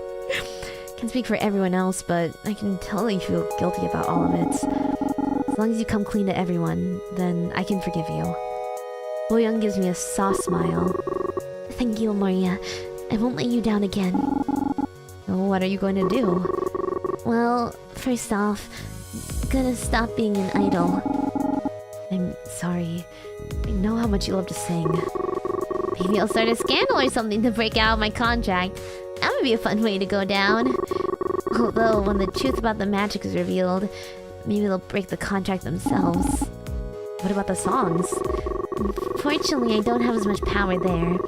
Even when I reveal the truth, I don't think the record label will actually get rid of the songs. Too greedy for that. Maybe we can make it a one last hurrah. Grand labor heist followed by a road trip to destroy every single seed that exists. Last choice made is a canon choice. Exactly. Whatever you end on is the canon route. It's fine. What happened earlier was an alternate universe, not the last one. It's fine. We will not sit down the road together. You're too annoying and I'm too high maintenance. And after a few days, we're running out of things to argue about. Then we'll be closer than ever. Funny that you think I'm interested in getting closer to you. Funny that you think you're good at hiding how much you want to. Anyway, I'll figure it out. I need to take it one step at a time. It's a lot. Moyen takes a sentinel ring hanging around her neck. She stares at it for a moment, rolling it between her fingers. Can I ask you something? Feeling the right scandal is to kiss a cute girl on stage. Oh, what a banger. Oh, what a banger. Oh, what a fucking banger that would be. I'd respect that scandal so fucking much. What is it? Do you think it's better for magic to disappear? It doesn't exist and people like me won't be able to abuse it. I mean, I think I'm kind of biased. I want to keep my job, so I know I like magic. I want to Maho PMC. I gotta keep my paycheck, man. I gotta keep my paycheck. No, you were right about protecting magic. Bad decisions while using it, but you already recognize your mistakes and are gonna fix them. You're nothing like an evil villain. I'm sorry I said that before. Yes, magic is dangerous, but there's so many beautiful things about it too. I can heal people. Miranda can literally create stars. I know we're so used to it, but think about it. There's so much good that we've done with magic. It's fundamental to the world as nature is, and it's something that needs to be protected. Maybe, yeah. Either way, we can't let our current enemy do whatever they want. We know they're gonna stop at just getting rid of the magic. I have a feeling they have bigger plans for afterwards. So, let's focus on defeating them first, okay? Wiggling smiles at me, and in it, I see a glimmer of her usual bright self. Let's do it. Been a lot, so we agree to talk more about defeating the villain later at the next meeting. We leave together, and we walk together in sympathetic silence. I know what's in store for us. Also, I have no, how many days. I tried to search up, a full walkthrough of this game, but no one has one. So I have no idea what days this goes to. Whew, today was a lot. Kick off my shoes and give Alistair a half-hearted wave. Been looking to Lee's and work being off. Is there a moment to chill? Isn't that right, Alistair? Yeah, I miss when you were able to talk. Alistair's pawing at my television sets. TV, huh? Might be meowing for dinner at first. Just in case. Gonna catch a cartoonami lineup? Meow! Alistair looks excited for a second, but shakes his head. Really? Too bad. We're getting that cowboy boobop anime. Alistair's squinting at me. I fish the remote out of my bed sheets and flip on the TV. Alistair jumps up beside me and pushes his paws into the remote. He's trying to change channels, but his motor skills need some work. It's adorable seeing him so determined. Channels whip by, and slowly, DCTV 5 news pops up on the screen. Want to watch the news? Special program of a former magical girl squads. For decades, communities across the world have owed their peaceful lives to the work of enigmatic magical girls. The residents of Diamond Cove finally remember the service as now retired sentinels put into achieving peace. Alistair looks totally engrossed in the program. It's nice to feel appreciated. Today, we'll look back on some exceptional magical predecessors who worked hard to keep the world safe. Petal Princesses, Fruit Fatale, and Solo Star Sweetie Honey. Fruit Fatale. I like that one. The program drones on about Petal Princesses, a trio of florical magical girls with purifying powers. Bonded together, they worked to put a stop to a magically enhanced automotive company that was responsible for drowning their city in smog. Black and white photos of the girls smiling towards the camera flash by on screen. They look proud of their work. The reporter speculates on the group's whereabouts now. It's been 30 years since their last appearance. Climate-conscious group from the 60s is pretty rad. We're totally ahead of their time. Grab a half-eaten box of crackers to snack on while the program continues. Maybe I'm just hungry, but I'm more tired than usual after work. Next up, Fruit Fatale, a bold colorful group active in the late 70s. Stay tuned to learn more about the group's tragic end. Oh. Alistair is curled up in a ball on my lap. Finally, Fruit Fatale was led by Strawberry Sayori. That's such a cute name. Pink-themed magical girl with the ability to float. She's backed by 3 other fruit-themed girls. Muscat Marina boasted ability-enhancing capabilities. According to the program, she paired well with another member named Banana Brie. The 4th member, Avocado Anna, that's such an ugly fucking fruit, could absorb magical power from the enemy. What's up with my stack of crackers? Not helping much with energy levels. Not exactly how saying the fruit theme is related to their powers. Fruit Fatale was on their way to becoming the best and brightest stars of the 70s. That is, until one fated day. Of all the fruits, exactly. What's her name? Anna. You could have gone with Apple Anna.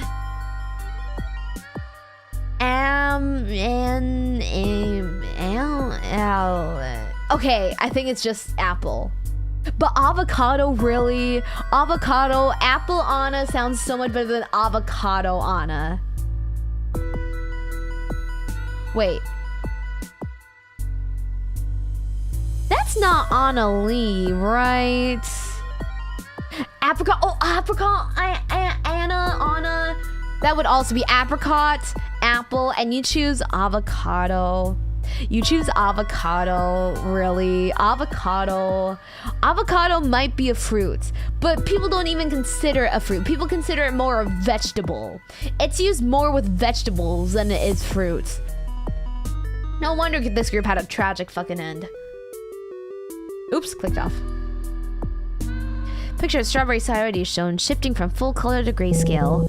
December 31st, 1979. Strawberry Sayori tragically lost her life after an accidental fall. Fruit Fatale was immediately disbanded, and the remaining 3 members have not been spotted in public since. Everyone continues on, speculating on potential cause of Sayori's incident. Do you think Avocado Anna is Anna Lee? Why couldn't she stop her fall with her floating ability? Was she mid-battle with a terrible enemy? Can I read the log?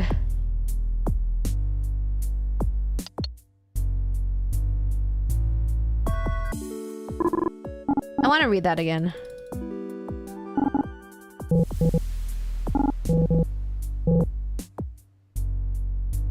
Something seemed important.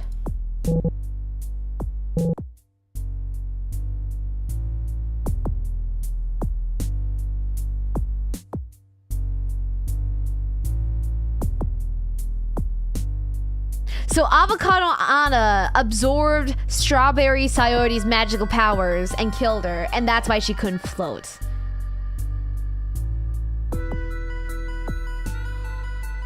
Because I was thinking, and I was like, what if it's not a villain, but it's a fellow magical girl that's doing this? Once they talked about other magical girls on screen, that's when I got the thought.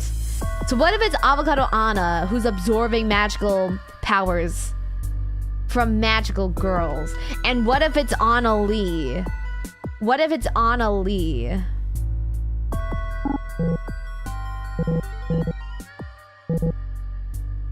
The queasiness that grows in my stomach as I report and muses on the dangers of magical girlhood. About the close calls we had in the past. Game theory with Amoria, but that's just a theory. An Amori theory. Some days we celebrate after the fights, not like we're on top of the world. Other days we were exhausted and we got hurt. Alistair, can we please change the channel? I'm not feeling this tonight. Wow. Sorry, bud, I'm super tired. Just need to sleep it off. Finally, time for bed. Eat some midnight snacks before bed, which Alistair scolds me for. My tummy says it's worth it.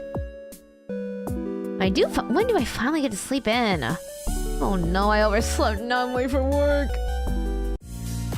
Time for work. Time to retire yet. Welcome to Glamour Pop. Retire tonight. Oh, is everything alright? I'm unlovable. I'll never recover from this divorce. Whoa, man, what's going on? I threw my diamond ring in the trash. It's really over this time. What is she here for? Bawling, is there anything I can do? Can I call somebody for you? Hey, is there anybody I should contact? Whoa! Ma'am? Okay. Is this also one we can't win? Oh, okay. Give it to me over here and praise for that. Okay. Okay. There we go. Okay. Ada! Did we use... Oh, did we do all the events we can with Ada? Man, I want a kiss scene. I want a kiss scene. Okay, I guess we'll hang out with KJ. KJ texts to see if they're around today. I did miss their concert though. Sorry, KJ. They asked me to grab a table for them at this cafe around the corner from their work. The place we had our first day, hang out. You see they're having a rough day, so I asked what their favorite drink is so I can order it for them. It's an extra large triple shot black coffee. The barista behind the counter gives me a funny look, like she wasn't expecting me to order such a strong drink. When I say it's for a friend, the barista knows it was for KJ. They call it rocket fuel. So I order 1 rocket fuel and a big sugary frappe. Did I call that princess fuel? I get lucky and find a nice cozy spot near the window and watch the world pass me by. I sip my fuel and wait. And wait. Today's rocket fuel is going cold. I order another frappe to make myself feel less bad for taking my table when so busy. Oh god, oh shit, oh I haven't seen that face. Another 10 minutes pass and I'm about to text KJ when they burst in the cafe. I'm really distressed. Hey KJ, what's up? When they see me, they push all that distress down and put on their familiar cool face. Hey, sorry I'm late. They throw their bag down on the floor and start gulping down their rocket fuel without even sitting down. KJ, that's cold. Okay then. Thanks for the drink. I really appreciate it. KJ, are you doing okay over there? You look like you need a doctor. Then KJ heard me. He's out the window for a few seconds like they're trying to decide something. They finally sit down and take a deep breath. House Princess, got any leads on our mystery? Unlocks more characters events when we progress further in the story. I don't think so. I think this game is kind of nearing the end. Like, maybe not super end, but like, I don't think the game works like that. Maybe it does though, but I don't think so. Because this isn't a super long game. House Princess, got any leads on our mystery? I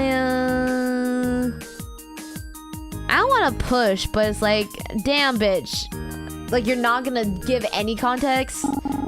Talk about my day later. You look like you need serious help. Acting so strange. Kinda...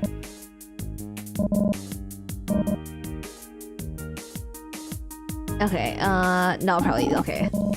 Kinda need a little vacation from my day, if that's alright. I want to hear about you for a while.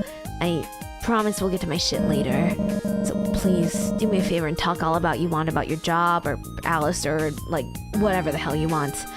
Talk a little about my day at work, about funny antics Lee's and I sometimes get up to when the manager isn't around. How rude some customers can be. All feels like empty small talk. Jay's barely making eye contact with me. Last time we were here, it was about me. It was me zoning out, not you. Sorry, I was just thinking about, well, when they turn into Miranda, Jay's usually way more direct than this. I'm sorry, I had to hang out with Ada. I wanted to hang out with Ada. I'm sorry I missed your concert.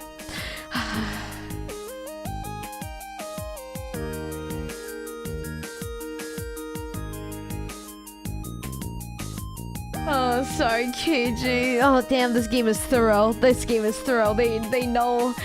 game knows I didn't go to the concert. Which is nice. It's nice it has real effects. But, they know. Oh, you noticed. Oh, wow, that was slightly spiteful.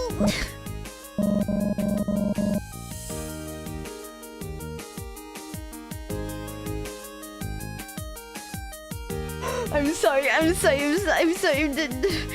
can't, I don't have one that goes big. I'm sorry. Oh my god, they know. No, they know. The game knows.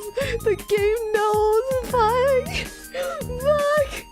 Oh no, holy shit. Damn.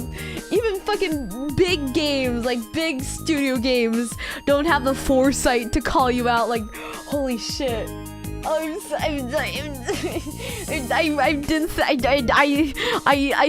didn't know the game devs were so thorough. I didn't know they were so thorough. I didn't know you'd actually like. No, I didn't go. It's hard with the consequences of your choices. Fuck. If I knew. Oh no. Like, oh, the game probably won't bring it up. Or if it does, it'll probably be quick. But they brought it up and they said the name of the person I did. I'm sorry. I didn't want to miss a day with Ada. Because I thought each hangout day, I thought you could hang out with one person, like the same person every day, so they had a ton. I didn't know I would run out. If I knew I would have ran out, I would have gone with you and then gone with Ada this week. But I don't have a save slot to reload from. I'm sorry. I mean, it hurts to know you made the effort for Ada, but not for me. But like,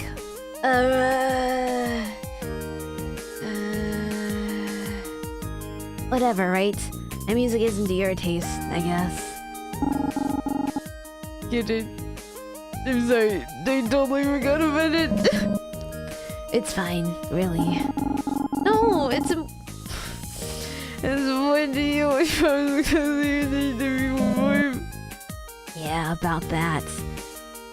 Oh god, did your band break up and that's the only— I missed your one and only performance. Some about the music, I thought kissing a cute girl. No, we can't say that in front of KJ. Because KJ, I think, also kind of has a crush on us. I think that'll just make the situation worse. She lets out a super long sigh and cracks her knuckles. So, the gig was a total disaster and now I don't have my band anymore and I'm so angry about it I damaged my bike on the ride home. I got home so late I missed like 2 hours of my shift and to top it all off, I was such a wreck I messed up a customer's tattoo and got yelled at by Bruce. So yeah, no more band, nearly no more bike, and maybe no more job. Actually, come to think of it, that slip on the bike could have killed me, so maybe no more KJ. Game over, man. Game over. They jump up from their seats. Shit's peachy, Amoria. Mind if I get another rocket fuel? Maybe I can take a smoke first. I could give you a frappe. I'm good, thanks. And if the gig somehow goes well if you decide to go to I'm really wondering. I think part of me thinks it might be like Ada. Like, because I think even if we didn't go with Ada to her concert, I think it still would have happened, but it would have been Ada telling about us like this. But I do wonder. Good morning, Amoria. Another hour together at the cafe. KJ descends further into caffeine and nicotine anarchy. I slowly sip on strawberry mint tea and try my best to keep up with the conversation. It's all about the comfort KJ lets me give. You lost everything in one night. Now,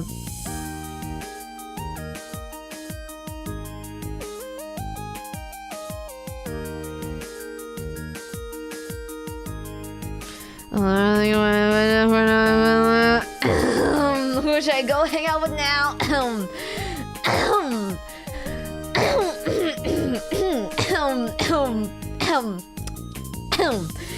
Jackie! Game straight up rubbing it in. That wasn't necessary. That was just me. That wasn't necessary.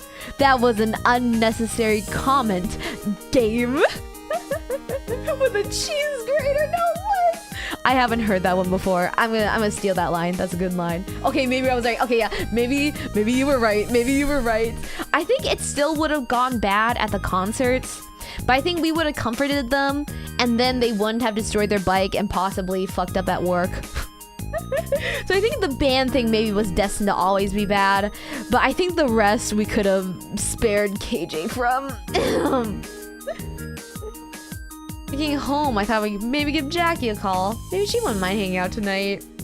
At least I have no commitments to Jackie and Miranda because I haven't hung out with them enough. Honestly, that's part of what makes a good game. It is very good, and especially that this was done by a small team. This was done by like a very small team. I'm pretty sure it's their first game.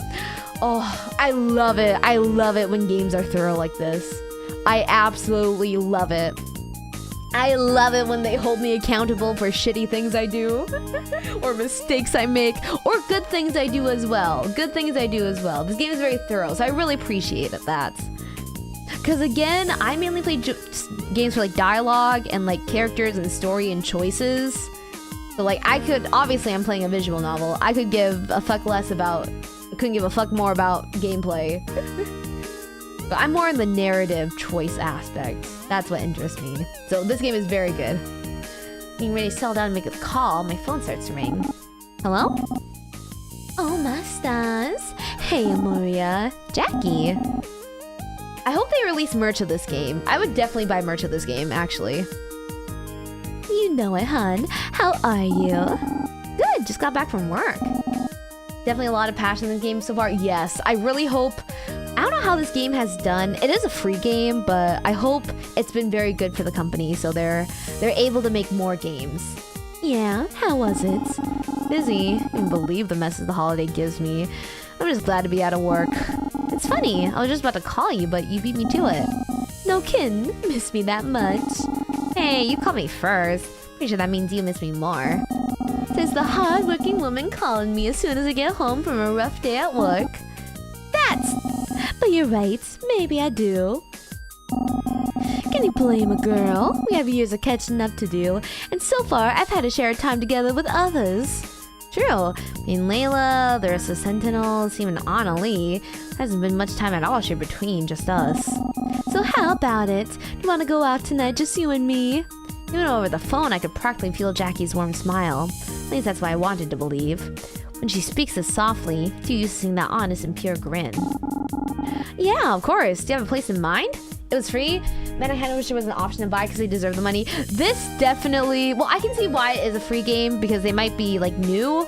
I mean, I don't know anything about game companies, but they might be new and just wanted this game to be as accessible as possible. But this game, for the amount of work, art, everything into it, I feel like this game is definitely worth money. This game is definitely worth money. I kind of feel bad too. I'm like, oh, I wish maybe, I don't know, maybe if they ever do like a Kickstarter or something for a game or anywhere to donate, I probably would. I know just the place. You might want to bring a jacket. I can want to meet up a little bit later into the night. Gave me plenty of time to freshen up, eat, and feed Alistair. Reapplying my makeup was a bit of a chore with Alistair fighting for my attention. Can't understand what he's saying anymore, but it's pretty clear he wants to come with me. Fortunately for him, I do not want him interrupting us tonight. With a well-timed toss of his favorite toy to distract him, I slipped away into the nights. Soon enough, I made it to where we were supposed to meet for the nights. The park. There's make-up Jackie in the distance sitting at a park bench as she looked out the lake. Even at night, all that yellow she wears makes her hard to miss. Park again, huh? You sure do love this place. Jackie turned to me and smiled softly. Maybe it was more wistfully. More than you know. I see you forgot your jacket. You were hoping to sneak into my flannel again like old times, were you? Oh shit, I really did forget. Did I honestly not realize how chilly it was getting until now? Well, are you offering? Jackie raises a bundle of flannel I just noticed she was keeping on her side. I did not bring a jacket as well. I don't have a winter jacket. I don't have like it's a little bit chilly jacket. I got well, I have this like the long puffer jacket that's really popular in Korea at home in America, and I was thinking about having Amori parents mail it to me, but I wore it every time we went ice fishing, so she kind of smells. So I would have to get her dry clean. So I'm like, maybe I'll just buy one here and like buy a pink one. I got a black one last year. I kind of want a pink one though. But I definitely need to buy like a jacket that I can put on that's not like a heavy-duty winter jacket. I had a feeling, so I came prepared. You're a lifesaver, Jackie. Put the flannel held out so I could figure out where it began and ended. Even the darker tail was more used than her current one, but there was something nostalgic and comforting about it. What if I had Jackie's scent? No, do not smell it. Do not make this weird. Sip on the flannel and I start feeling warmer already. Better? Nod my head and moved to circle the bench so I can take my place at her side. Am I the park? It's a charming and magical area that's quiet. One of the few places you can make out the stars in the city. Didn't realize it till now, but she's right. how bright the city lights could get. It was difficult to make out. I don't think it'll be too hard to make out. Out here was a different story entirely, though. KJ and I have been coming here for years. It's a special spot for us to either talk or just be alone with our thoughts. I thought it'd be nice to share with someone else. You two were always close. Nothing's really changed, has it? Well, with the exception of a few tattoos between friends, sure. But overall, nah, we may not get to hang out as much as we did in high school, but we make up for it. Wait, do you have tattoos? Jackie smiles but doesn't answer. You do, don't you? Where? Can I see? Nope. Why not? Because maybe I feel it's my turn to tease. Not fair. Sorry, hun. I don't really just show these to anyone. Oh? What's that supposed to mean? And close our jacket for just the slightest bit of ink that I may have missed before, but nothing shows. Is the flannel in the way, or... You do know that my eyes are up here, right? By all means, stare all you want, but you're not going to find anything like that. Fine. Jackie pulls herself off the bench and stretches. Can't help but watch her closely for a tattoo slip up, but there was no such luck. It's too nice to a night away sitting down. Wanna go for a walk?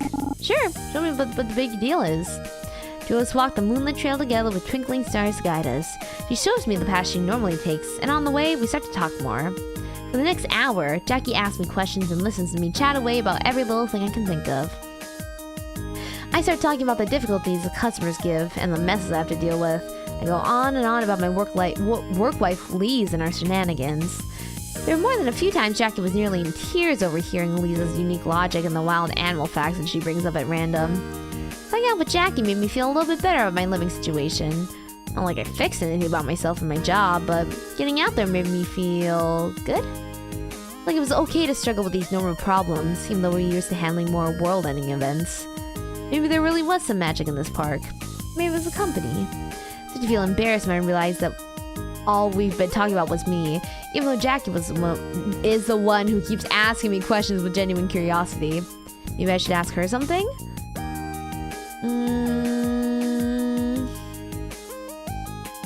What are your goals? You know, I keep complaining about the direction my life is going, but I haven't even asked about your goals. What do you want to do with your life, Jackie? You mean, what do I want to be when I grow up? Yes. What do you want to be when you grow up? Well, I want to be near the ring, even if I can't fight in it anymore. I was thinking about becoming a second. They're the coaches that sit out of the ring and attend to their boxes. But, I don't know. Lately, I've been feeling things I shouldn't. Like I want to get back into the ring again, even though I thought I'd put that behind me. Is there any way you could? It wouldn't be a good idea. Boxers live short careers, and having a history as a magical girl has only shortened that window more. I think I could seriously injure myself if I'm not at 100%. And you're sure... Those are coming for a while. I felt her coming for a while. Yeah.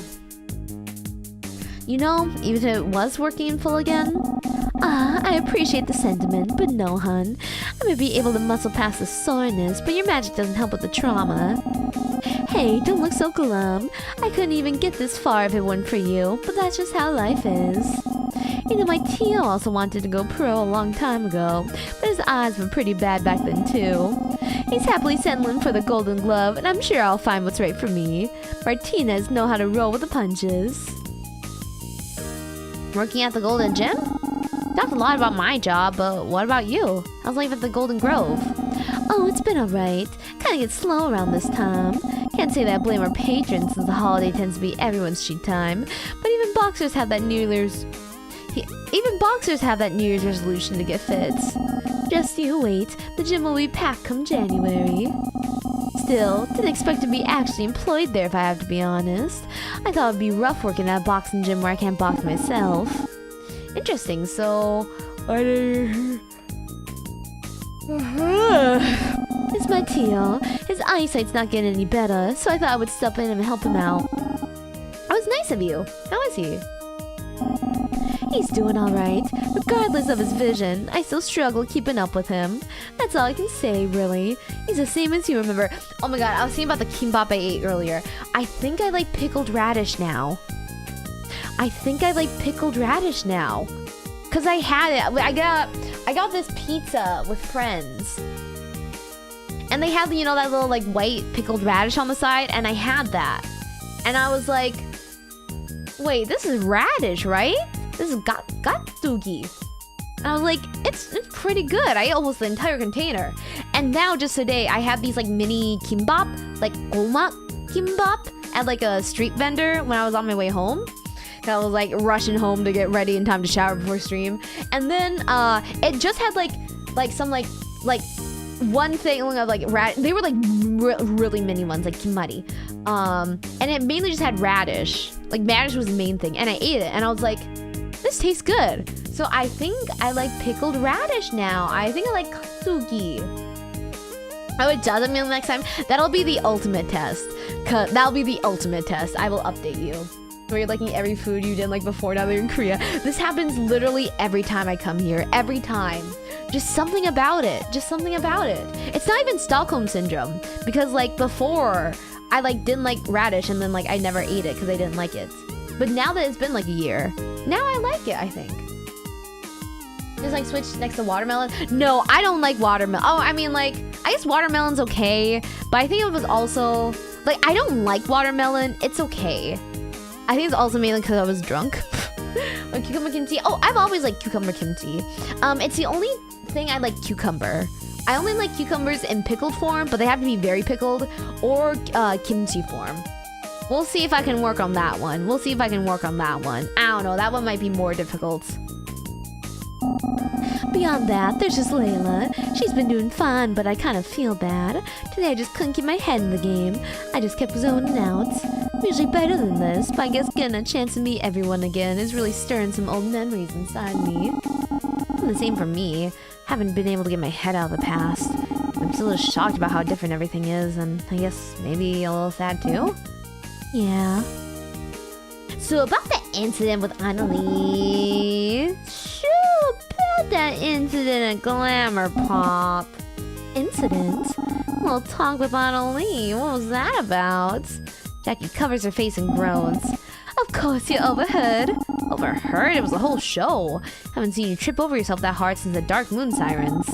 Kinda cute, you know? It was my scary boss if it was my scary boss making you trip. Cute, huh? Jackie used a questioning look, but I playfully shrug it off. Everyone is flirting with me. Everyone. Holy shit. I feel like I'm not even dating Ada. I'm not even dating Boyoung, but I feel like I'm fucking cheating on her. I see. I'm never gonna hear the end of the sirens, am I? Listen, they're just... I swear it's like you never recovered from their spell. Oh my god, Amoria, that wasn't a spell. There was never a spell. What? But... gay. I'm so very gay, that's why. When a gorgeous villainess looks down on you, I don't know how any of you could look them back in the eyes without getting lost in this. Wait, are you serious? I know you're sapphic as hell, but this is ridiculous, Jackie. Why Annalie? She reminds me of them, okay? Big scary CEO lady with that authoritative voice. Jackie refused to look at me, but even under the dim light of stars, I can see how No, I get it, Jackie. I get it. I get you. I get you, girl. I get you. Come to think of it, you're this close at her, I realize. You're actually wearing the makeup right now, aren't you? Yeah. I mean with an old friend today in a place where I finally won't be sweating from a workout. That sounds appropriate, don't you think? Oh, of course. Definitely not because Annalie told you to and you folded her like paper. I'm sure your old friend would really appreciate your makeup efforts in the dark at night when she can barely see you. Jackie turns further away from me to hide her face. I can still make out how embarrassed she is. The silly little grin she tries to hide is all the proof I need to know that I hit the mark. She continues to avoid me, and instead of talking, she gently nudges me away with her elbow. I think that's a wild taste, Jackie. You know what I said? They vow to get complete love routes on all girls. I'm really only interested in Boyoung and Annalie though. I guess kind of KJ, but not enough. I mean, like, yeah, Jackie and Miranda are my taste. KJ, looks yes. Well, looks kind of yes. Mainly yes. Personality, not as into. Like, as a friend, yeah, but I don't know. KJ is just like, they just don't charm me as much. So I'm really only interested in Boyoung and Annalie. And I don't know, I think Annalie, they added DLC for her or something. But yeah. I know I just did not hear poking fun at my taste. Could you repeat that for me a little bit, Miss Starblaze? I instantly regret touching that nerve. Starblaze was a dumb name I came up for with my relationship with Solaire back when I was young and naive. Oh my god, you made an IRL ship name. Ow. Okay, that's fair. I'll admit, I didn't know what I wanted back then, but thanks to Solaire, I now know at least something I don't want in my romantic life anymore. Yeah, and what would that be? Men. Atta girl, I knew that flannel looked right on ya. You might have good taste after all. Been late. You want to call for the night? I don't want to keep you up for too long. Oh, I guess it is getting a bit late, isn't it? Did you enjoy yourself? Yeah, this was nice. They're starting to kill me, though. I'm happy for you. Rustle in the bushes catches our attention. So sudden I nearly tripped over myself. It's probably just a raccoon. All the same, Jackie gently moves me behind her. As we begin to back away, the bushes shake more violently. Then suddenly, a creature leaps out at us. Meow! Alistair! Little dude! Meow! What are you doing here? Meow! Right? Can't talk. Aw, he must have missed you. Come here, little guy. Jackie picks Alistair up and holds him close. He purrs and nestles himself in her arms, looking a bit too comfortable. Or maybe he misses you. Don't hiss at me! Poor thing must have been looking everywhere for us. How'd you even find us, buddy? Meow! Of course. Well, now I really need to get home. For all I know, he left something unlocked. Again. You even figure out locks. You want me to walk you home? I appreciate it, but my walk back is a lot longer than yours, and I know you like waking up early. Go to pick Alistair up, but stop when I remember something. Oh, right. This is your flannel. Here. Keep it. It looks good on ya. Are you sure? Jackie smiles and puts Alistair in my arms. It's a chilly walk back, and, well, every lady lover needs a good flannel, right? Thank you, Jackie. That's sweet of you. Don't worry about it. I'll catch you too soon. Jackie waves off and we both go our separate ways. Alistair looks particularly grumpy having missed out on the whole thing, but he'll be getting an earful when we finally make it back home. Called everyone to the school to tell them about the update about Lise. We follow Lise and she's definitely not behind all this. Are you sure? Totally certain? Ada sits in a chair looking drained and a bit sullen. We're sure. Whatever's happening seems to be affecting her too, and she's not alone. The customers at the store lately have been pretty odd. Either manic and dreamy or zombie-like. This can't be a coincidence. So we're back to square one. More like square -10. The problem is growing and we still don't have any answers. Hey. You hear a sudden noise coming from the hallway. One should be here at this hour. Someone's here. It better not be Solaire again. Quick, bubble shield. Oh, order around Bubble Girl, just like old times. Bet you like that, huh? Right, I forgot you only listen to your princess. Amoria, please tell your pet to do something more useful than whine. Ada, stop being mean. Besides, our magic might backfire. Jackie steps confidently towards the door. Jackie, it's not safe. Our powers may not work. Jackie cracks her neck and holds out her fists. But these still work. She posts up the door, ready to strike. KJ takes the other side, holding a classroom chair above their head. Put Autumn Miranda behind me. Miranda shifts and puts herself defensively in front of us both. I can see you're both exhausted. Hang back. We have this. She's right, but if anything happens, I might not be able to heal everyone. Can't feel them like this. We look anxiously towards the door. Oops. Oh no. Smack. Sound of someone tripping and hitting the ground. Jack uses the opportunity to throw open the door, and we see Lee's on the floor. Hello? Jackie drops her stance. Is she blushing? You're You can always count on Jackie to be Jackie. Oh, hello there. Lise, what are you doing here? I thought you said she wasn't the villain. Let her talk. Lise, are you okay? What do you get for Christmas, Amoria? Nothing much, you know, just a plushie.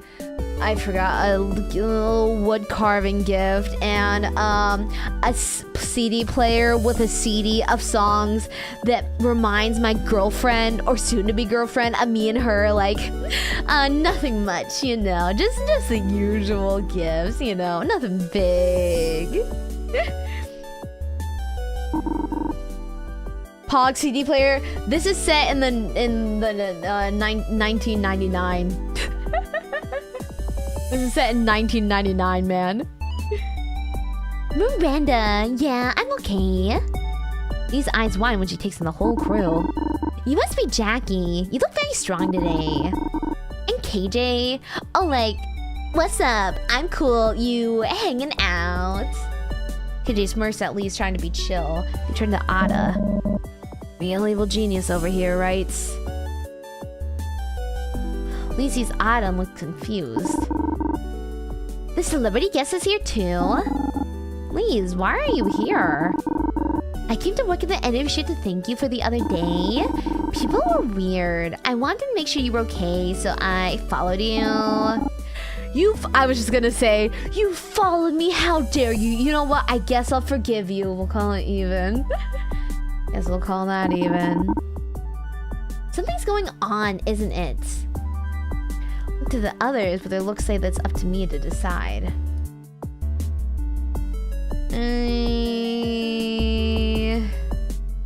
I mean, she's here, right?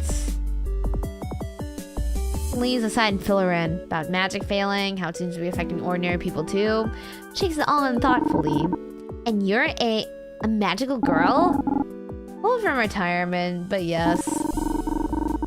And what are all your powers? How many villains have you fought? Have your identities been compromised? Also, I need to be... It's 10, so I'm gonna try to be a little bit more quiet. Please. I know it's a lot to take in. I can't answer everything tonight, but I will. I promise. It is a lot to take in. And I said all that stuff about magical girls. Yeah, what's up with that? Miranda elbows Ada. When I was little, I was out playing in the national forest my family lived in and cared for. I guess some big villain had been attacking the Diamond Cove, and some magical dream drew the villain away from the city to avoid casualties. But one of them actually started a forest fire. I know they didn't mean to, but the spell of burning, the animal screeching, running, this is gonna sound fake, but earlier when she was talking about like how much she loved nature and stuff, I was like, what if she hates nature, or what if she hates magical girls because like a magical girl like got into a fight with a villain and like uprooted a forest or something. So I was right. If only we had known the plan, maybe we could have evacuated, prepared, or even helped. I felt so scared and small that day. But the firefighters and the volunteers, it took days, but they took on the blaze. That's when I knew I wanted to do something good in the world too. And I wanted to do it in defiance of magic. That even being ordinary, I can still make a difference. Please, I'm so sorry about your home. No, I'm sorry. I shouldn't judge all magical girls based on that day. I resented your strength because I felt weak. And I'm older now. I know that good actions can have unintended consequences. I'm especially sorry to you, Ada. What? Me? I judged you especially harshly. I hope you can forgive me. Well, since you said it so nicely... And I bet you're all here trying to find a way to help, aren't you? Even at the expense of your own safety. We are. Whatever's happening is spreading fast. It's gonna be a big fight, isn't it? I'll look out for you and everyone. Remind us what we fight for, who we fight for. Won't let anything happen to you or anyone in the city. You have my word. You know that you can make that promise. But I trust you to do your best. We won't let you down. We can tell you the plan once we know it, so you can help evacuate the area and warn people. You can change your mind too. You don't have to martyr yourself for a bunch of has-beens. But I have an obligation to see this through. Or a curse, you could say. And you can visit us anytime. Thank you. Thank all of you. Please exits the room and the exits in the room is quiet. isn't totally wrong. We've been a bit focused on ourselves. What was this we? Shut up! We have to win this fight for everyone. And we will. But first we need to figure out what's going on. We agree to more aggressively investigate the problem. Hopefully we'll find a break in the case soon. Damn, I thought I could finish this game today. I don't think I might have to do another stream next week. Finally, time for bed. Stay awake for a while with the usual 20-something's existential dread, but I eventually fall asleep. Hear the sound of laughter. Ada's giggle rings out higher than the rest. No, not Ada. It's Boyoung's voice. Boyoung with Miranda, Jackie, and KJ are sitting in the circle on the rooftop of our high school. Jackie beckons me over with a big grin. She gives me a supportive pat on the back as I sit with them. On the left of Jackie, I see Miranda focus on her wood carving project. I took Miranda for being so artsy, but she's been delving in this hobby pretty hard lately. Bespectacled brunette KJ hovers over her. I give Miranda an awkward thumbs up when Miranda holds what appears to be a crude carving of Alistair up to examine. It was a little wonky, but charming wonky. I give the wooden Alistair a nod of approval. William makes a comment and Jackie smiles along. I exhale and feel my whole body relax. This is my team. Better yet, these are my best friends. I'm where I'm meant to be. Then I feel a sharp pain. Ugh. 4 points all around my stomach. It's like acupuncture, but instead of needles, it's pure concentrated weight. Yes, 8 tons each. Alistair! Ow, ow! I wake up in my bed. Alistair hovering over me, peering right into my soul. Ow! Alistair, seriously? Then I register the sound of my alarm. How long has it been going off for? Push Alistair off me and roll over to check the time. It's noon? Get myself out of bed. My legs feel like lead. I'm gonna end up being an energy drain attached to magic. Did Anna Lee make the magical girl makeup and put her powers into it? Okay, sorry, not Anna Lee. Sorry, Anna. We don't know if it's Anna Lee. But no, it would. Okay, no, if it's Anna, it's definitely. If it's the makeup, it's definitely Anna Lee. And that means Anna Lee is definitely Avocado Anna. Because that means then she put her magic into the makeup. So her magic absorbing powers into the makeup. And the makeup absorb powers.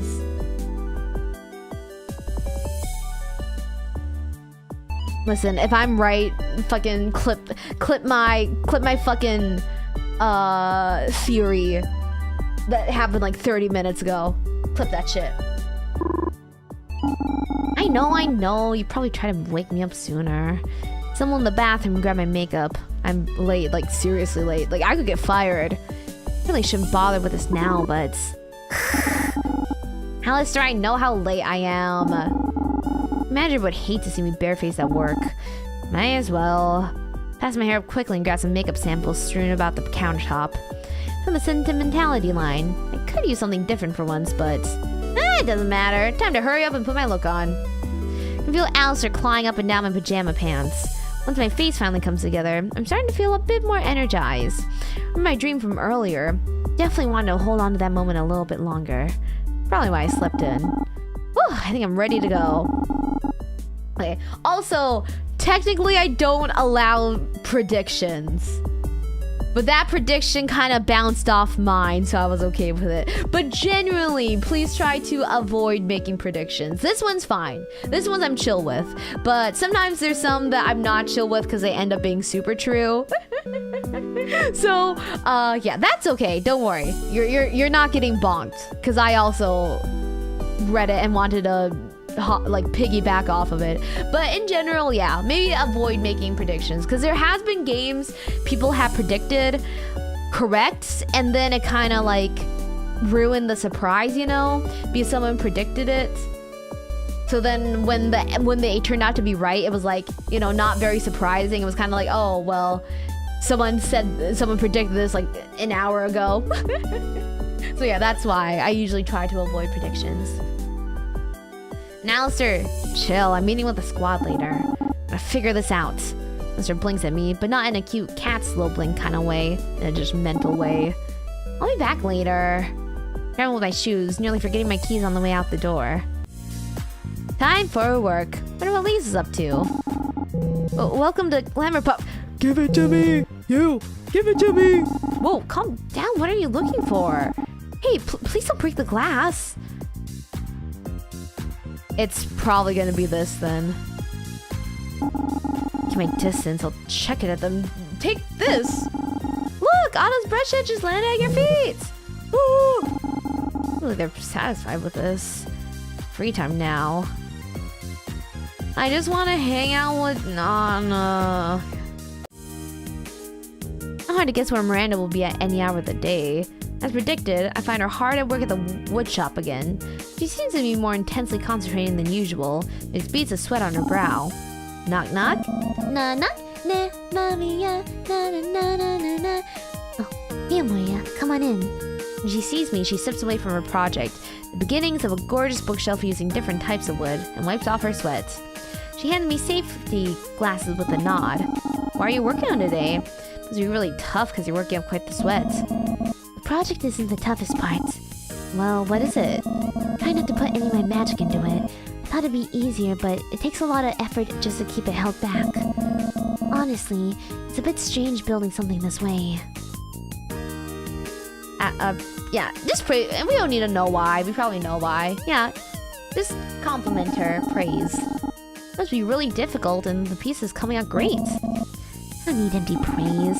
It's not. I'm being supportive. It's what you wanted, right? Create without magic? And this time, you can't blow it up. Well, I could. Give her a desperate look. Bookshelf is a lot bigger than a box. The explosion would be pretty, but fast. But I won't. Ooh, I don't know if this is what I want anymore. Trying to work like this all the time would make my workflow impossibly slow and hard. But then again, I'm trying to figure out where magic fits in my life now. It's an experiment. I don't want magic to be some crutch. And I don't want to assume it has to be part of everything I do. Is this why you wouldn't let me try healing your hands last time? Miranda reflexively looks away, starts standing at the edge of a wood block, until she's avoiding more of this conversation. It's part of it, but... Miranda disappears back into her work. It's so hard to know what's going on in her head.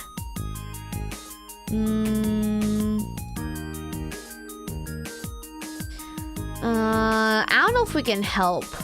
I don't know if we can make her talk. Maybe compare magic to science and medicine? If magic is such a crutch, is science a crutch too? Modern medicine? Maybe some people have made extraordinary gains out there, have specific talents. Doesn't mean we just refuse it, right? I wouldn't refuse a great doctor just because they have a talent for healing. Magic feels different. But why? Remember when the Shadow Society set up the trap for us at the Natural History Museum? All those reanimated dinosaurs coming right at us? I froze. Poor KJ had to save our skin with their bubbles yet again. I don't think we appreciated how much of a toll protecting all of us took on them. Even I took them for granted sometimes. Wish I'd been better at protecting you all. You're not. You're not. I'm not saying this about you. I'm trying to talk about me.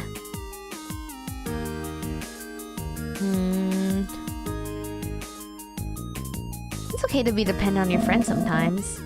Sorry, girl. Oh, sorry. God, I'm sorry. We were all pretty stunned when Denley dared to pull out the staff of ultimate power. Thought we were done for. But then you stepped up and revealed that you had already snuck into his lair and swapped it with a fake made from your magic. We explored the full staff right in his face. Priceless. That was pretty cool, wasn't it? You didn't even tell us you'd done it, you slime minx. Saved our butts. Where did we put the ultimate staff of power? Oh, oops. It might be in my parents' storage unit. Yikes. Yeah. Oh, and remember the fight at the power plant? If you hadn't been there. I appreciate this, Amoria. Feels good to be recognized and remind myself that I wasn't always the helpless one in the group. Hardly. We always knew we could depend on you. Hope you felt like you could depend on us too. And can depend on me now. No, okay, well, what does not... Do you mean not as teammates, like friends? Let's depend on each other as friends and family. Or like lovers. Please tell me it's not.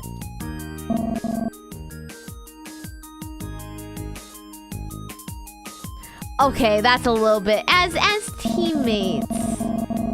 I'm working on that. It's hard for me. I'm still figuring out where I fit into this new dilemma we find ourselves in. who I am now. Sorry, I'm a loyal girl. I'm a loyal girl. I'm a loyal girl. This is the only time I can, like, refuse the romantic option. Most of the time, it's the other girls flirting with me. I'm here for you guys as you figure it out. Thank you. And the rest of our time chatting about her projects, she explains to me that a sawhorse is not just a horse covered in saws. Who knew? I should get back to it. Feel free to visit me again sometime. I will. I guess Jackie. Oh, my throat's kind of killing me. After getting home, I noticed that Alistair's balled up on my bed, lying on Jackie's flannel. Hey, mister, you're gonna get your hair all over it. Come on, get up. Alistair doesn't move from me, instead yawning and snuggling himself in more. I try to gently nudge him off, but he just stares at me with an annoyed look on his face. Fine, you can be my little burrito if you're gonna act like that. Grab the edges of the flannel and starts to slowly wrap him in it, but he doesn't give me the chance. He scrambles away and bolts out of my room. Jackie's flannel, a good shake in hopes of removing any of Alistair's fur on it. This is not really Jackie's flannel since she gave it to me, but just at the same time, I don't want kitty hair all over it. When I finish patting it down, I give a cursory glance around to see if Alistair and his judgmental eyes are watching me. I realize he's not. Let my curiosity get the better of me. I give the flannel a little sniff. It is faint, but carries a lively aroma of orange blossoms. Oh, is that pomegranates? This reminds me of the days when I was Solaire, back when I used to steal some of his shirts and hoodies. I hate to admit it, I still have a few around so they make for good pajamas. Unlike Solaire's clothes, Jackie's flannel doesn't reek of cheap cologne and body spray. Also, I didn't steal this. Just if Jackie wants to hang out today. Meow. No, you stay here. Quick call and she's more than happy to hang out, as long as it's at the Golden Grove. After touching my makeup and bribing Alistair with treats to stay home, I make my way to Jackie's gym. When I finally arrive, I see Layla is wailing away at a punching bag with Jackie nearby. The little girl sobs for a minute. Coach Martinez, you're spacing out again. Sorry, Layla. Here, show me your phone again. Okay, but you better watch. Layla's back at it, unleashing another barrage of punches, but Jackie's attention shifts to me when she finally realizes I'm here. Layla stops and pouts when she sees her coach's attention and has once again eluded her. I feel her sizing me up when I approach. The wheels turn in her mind and something seems to click. Now she gives Jackie a smug smile. Hey, Coach, is she the reason why you're wearing makeup at the gym? Is Rita your girlfriend now? There she goes, weirdo again. Wait, girlfriend? Is she wearing your shirt? I see her flushed cheeks as the embarrassment washes over her. Seeing this side of her really makes me want to... These are so flirty, Jackie. I do not like you like that. Damn, maybe I should have skipped. Maybe I should have skipped it. Okay, yeah, let's just deny it. Yeah, that's the only non-flirty one, but still a little bit flirty. Well, last night she lent me her flannel. I'm just here to return it, nothing more. Layla frowns at my answer. Clear enough to get her lay off at least. Take the flannel off and hand it back to Jackie, who looks surprised and...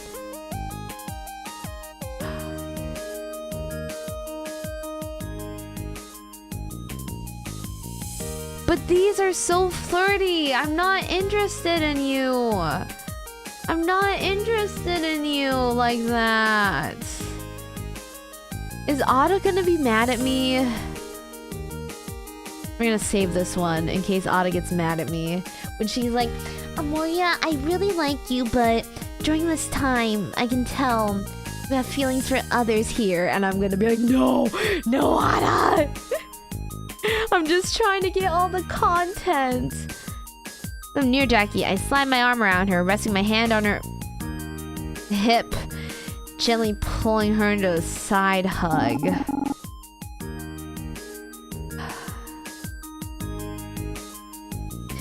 Well, we have a save slot at least. There'd be a problem if I was. Assumed Jackie would pick up on what I was doing and chime in with some corny remark to own the moment, but she... Yeah, exactly, a joke. See, it's just a joke. It's just a joke. It's just a joke. We're just gal pals. So when I go to look at her, she's as flesh as tomato and frozen in my grip with a silly grin. Is she holding her breath? I haven't seen her rhythm thrown off this badly since... Oh, Annalie. Well, this had the opposite effect I was looking for.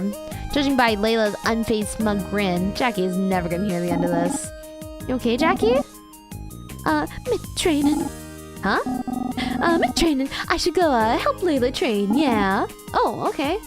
From what she said, Jackie doesn't move from her spot next to me, not until I let her go. Even then, there's a moment of hesitation before she walks off. That, flannel looks good on you, by the way. I get the chance to see anything. She slides into the ring. Layla's right behind her with a goofy smile. When Jackie and Layla begin their spar, it starts off slow. Jackie takes the time to remind Layla of all the motions to help her find her rhythm. It doesn't take too long for them to pick up the pace. Once they drill a pattern in, they move on to the next one, with Jackie explaining what it is Layla is supposed to be looking for. Everything looks normal at first. Layla gets a body blow she's looking for, and she dodges every one of Jackie's swings with a smooth roll to set up more punches. Something feels off that I can't quite put my finger on. Layla is fine, but Jackie seems sloppy? Happens after they gain a pattern. At some point, it's like Jackie is the one that gets too comfortable and starts to zone out. That's it. She's taking more hits than she needs to. Layla notices and does what she was trained to do. Exploit a weakness when she sees one. She starts landing even harder blows at Jackie's body. After all Layla's hard work, Jackie's chin finally lowers, and Layla moves and delivers a strong uppercut to Jackie's exposed chin. Holy shit, calm the fuck down!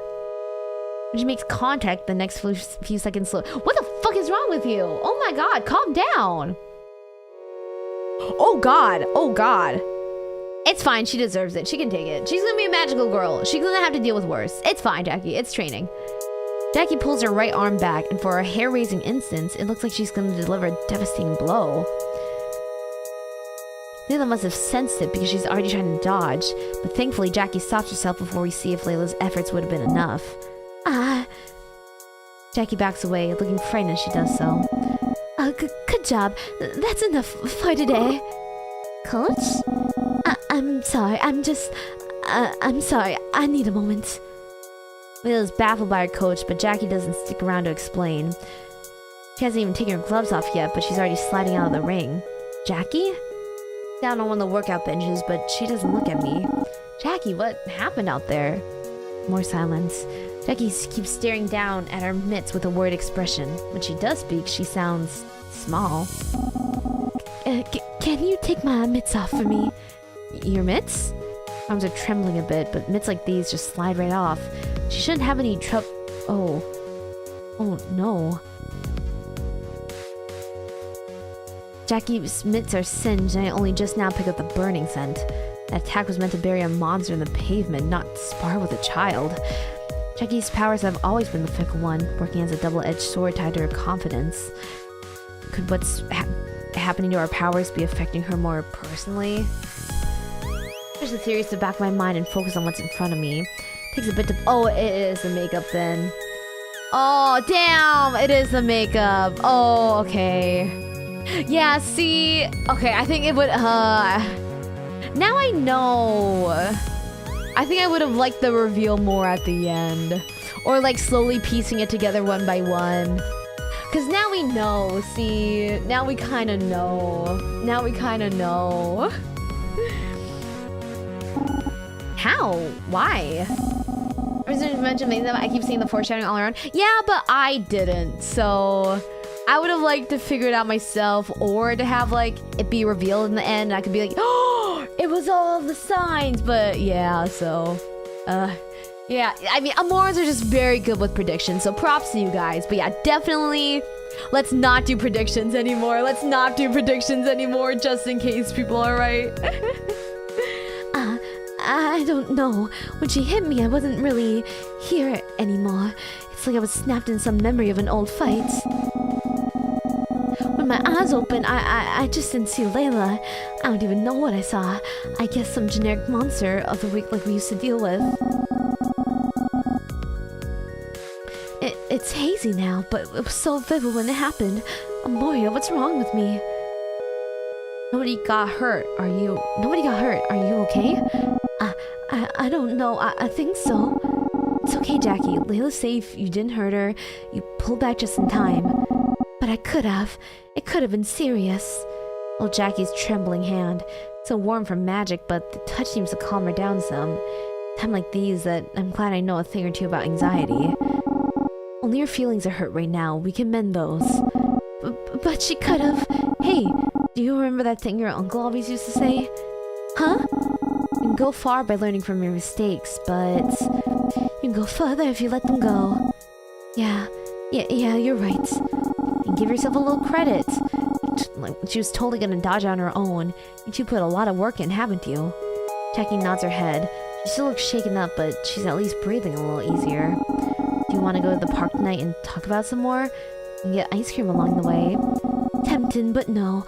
I think I need to be alone and sort out my thoughts. I understand. Thank you, Moria, for everything. I'm sorry I'm such a mess right now. I really thought I was over all this finding stuff. We're all a bit of a mess right now, Jackie. We'll pull through. Jackie nods along, though she looks worse for wear. I know she'll be fine. She's stronger than this, all the same. Do you want a hug? Yeah, but I'm too sweaty. I don't care, come on. Jackie lets me embrace her, and I feel her start to slump and relax a bit more. Look back to check on Layla, who's been punching away at the bag again. She looks focused, but I can't really tell what's on her mind beyond that. It's finally time to let go, and go our separate ways. I don't know what's going on in this town, but I hope we can figure it out soon, for Jackie and Layla's sake. I'm the last to arrive as everybody else is seated and sipping on their gallon sodas. Losing up Glamour Pop for the day felt like a waking nightmare. Barely keep myself together as I stumbled out the door. Please tell me someone grabbed a drink for me. I'm exhausted. I feel like I just walked through a desert to get here, and an oasis is right in front of me. And the oasis full of sweet Diet Pepsi. Miranda raises an eyebrow and slides a cup my way. Seriously, you've got to take better care of yourself, Amoria. Your complexion isn't looking too hot. Need something too. Plop down in the empty seat next to her and plant my face straight on the table. Promise you this isn't just low blood sugar. It's been like this all week. Lana pops open a chip bag and dumps some contacts on the tray in front of us. Here's her eye-catching wig on again. Yeah, I can offer some solidarity on that front. I feel like garbage all day. I actually took a break from working, but I don't know if I could get in the recording booth even if I wanted to. I know that she hasn't been recording more songs at least. Of course the guys at the studio think I'm just a massive diva. Jackie puts down a comically huge burger. Something a triple stack? I know what you mean. I've gotten even more tired in my training. My head's been foggy. I've had to cancel on Layla a few times because I can't bring my A game. I'm trying to do right by her, but she's been too distracted and fussy over how I look, and it's seriously getting in my head. I never took myself for the vain type, but maybe it's old insecurities coming back. Jackie, honestly, I'm not experiencing these symptoms on the same level as you guys, and I wish I knew what was going on. Miranda and I have mostly been in the clear. Well, about that, I know I said in the past I wasn't experiencing it, but I think I am actually, just a little bit. What? Even you? There's been a lot on my mind lately, and I feel like I'm falling behind at work. Got scolded the other day for forgetting to put on safety glasses. I mean, that's safety rule number 1. Miranda pauses, looking uncomfortable what she just disclosed. My words are slurring. The Miranda I know would never mess up a simple safety procedure like that. This can't go on. The loss of our magic is one thing, but our health is another. The beat passes. Everyone is lost in thought about everything that's happened so far. The gradual loss of our powers, we can no longer understand Alistair. We investigated Elise and found her acting way more than strange. Seemingly random flashes of nostalgia, remembering our glory days far more than usual. This gnawing feeling in the pit of my stomach that I should get up right now and put on another coat of lipstick. Makeup. Oh, the bathroom's to the left. Actually, I'll go with you. I think my mascara is clumping again. Blech. No. Super Hachima. No. Anya. No. Nege. Sorry. Guys, hear me out. I frantically rummaged through my purse and dumped the contents on the table. Okay, at least the reveal happened pretty soon after. Amongst crinkled receipts and dusty candy wrappers are the samples of some sentimentality I've been using all week. Grab a makeup brush. It's subtle, but it's there. A pull, a gut feeling that says, I need to use this. This is the source of everything that's been happening. A makeup brush? Or not just a brush. It couldn't be. The makeup? The old Abel looks incredulous. A moment passes, but their faces darken. Of course, KJ and I haven't been using it like you three have, and it matches how we've been affected. With the rate I've been applying it, I can't deny it makes sense. Speaking of which, our customers have been going out wild for this stuff. It's like there's an addictive quality to it. It gets in your head. They're thinking about old times. You know what? I'm done with speculating. Miranda slams her hand down on the table and stands up, looking determined. So the question of the villain's identity will be obvious or someone else? I mean, I predicted the villain even before I knew about the makeup. We need definites right now. Everyone looks shocked by her outburst. Miranda's never taken the lead like this. Back to years ago, Amanda's voice, a bit softer than the others, would falter mid-sentence, but she struggled to shrug off Boyong's incessant babying. And she worried about not being able to hold a decent conversation with Jackie. Spoke quietly with KJ on the side, comforting them when the Sentinel's pillar of defense was feeling overwhelmed. Sometimes I see her sitting at her desk after school. She'd be carving those tiny wooden figures at her desk, totally focused. I see that same Miranda now, finally taking charge. Amoria, I'm borrowing this. Miranda? Miranda holds up a highlighter compact and pops it open for everyone to see. She just dabs a light finger into glittery powder and swipes her cheek with it. We all lean in. I know I shouldn't, but just watching Miranda use the makeup makes me want to use it too. Seeing you all gathered around like this, it reminds me of how we used to hang out here after class. Shoot, it's getting to me.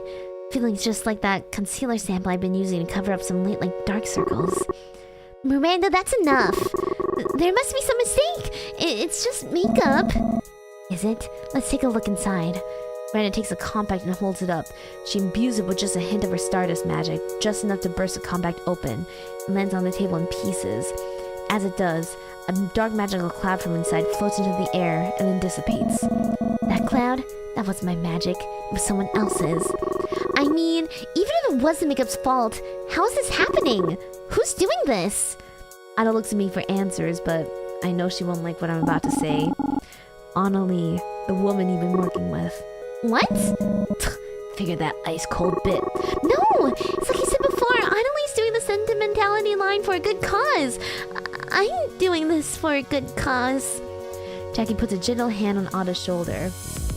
She deflates slightly, looking away. Listen, Ada, this is worth investigating. If we're wrong, but we need to get to the bottom of this. So we bust into Annalie's place. Tomorrow. You and me, Amoria. What?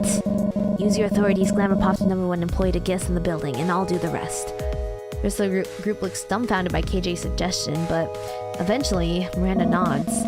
KJ's right. We need to get to the bottom of this. If you're right about the makeup, it's not just affecting the group. It's affecting regular people like Lee's. Who knows what long-term exposure will look like? Future games only let you share in prediction and be vague on answer. No. I mean, I've said before for games. I haven't said it a lot, but I've said before for games because this was an issue when I played Bears Restaurants. So the no prediction rule, I don't think it's written in the description, but I've definitely asked no predictions before. But I do let them pass, but I think now that this has been the second time a prediction has been right, and it's kind of ruined the reveal, definitely no predictions. And even when I share predictions, I'm not asking. I'm not like, is this what happens? It's more just like me saying the prediction. So yeah. Yeah, let's not do predictions anymore. Cause it did ruin the reveal for me. It's decided then. Stealth and espionage. You and me, Amoria. Sounds fine with me. We'll reconvene tomorrow evening with our findings. Ada's looking at the floor with a guilty expression.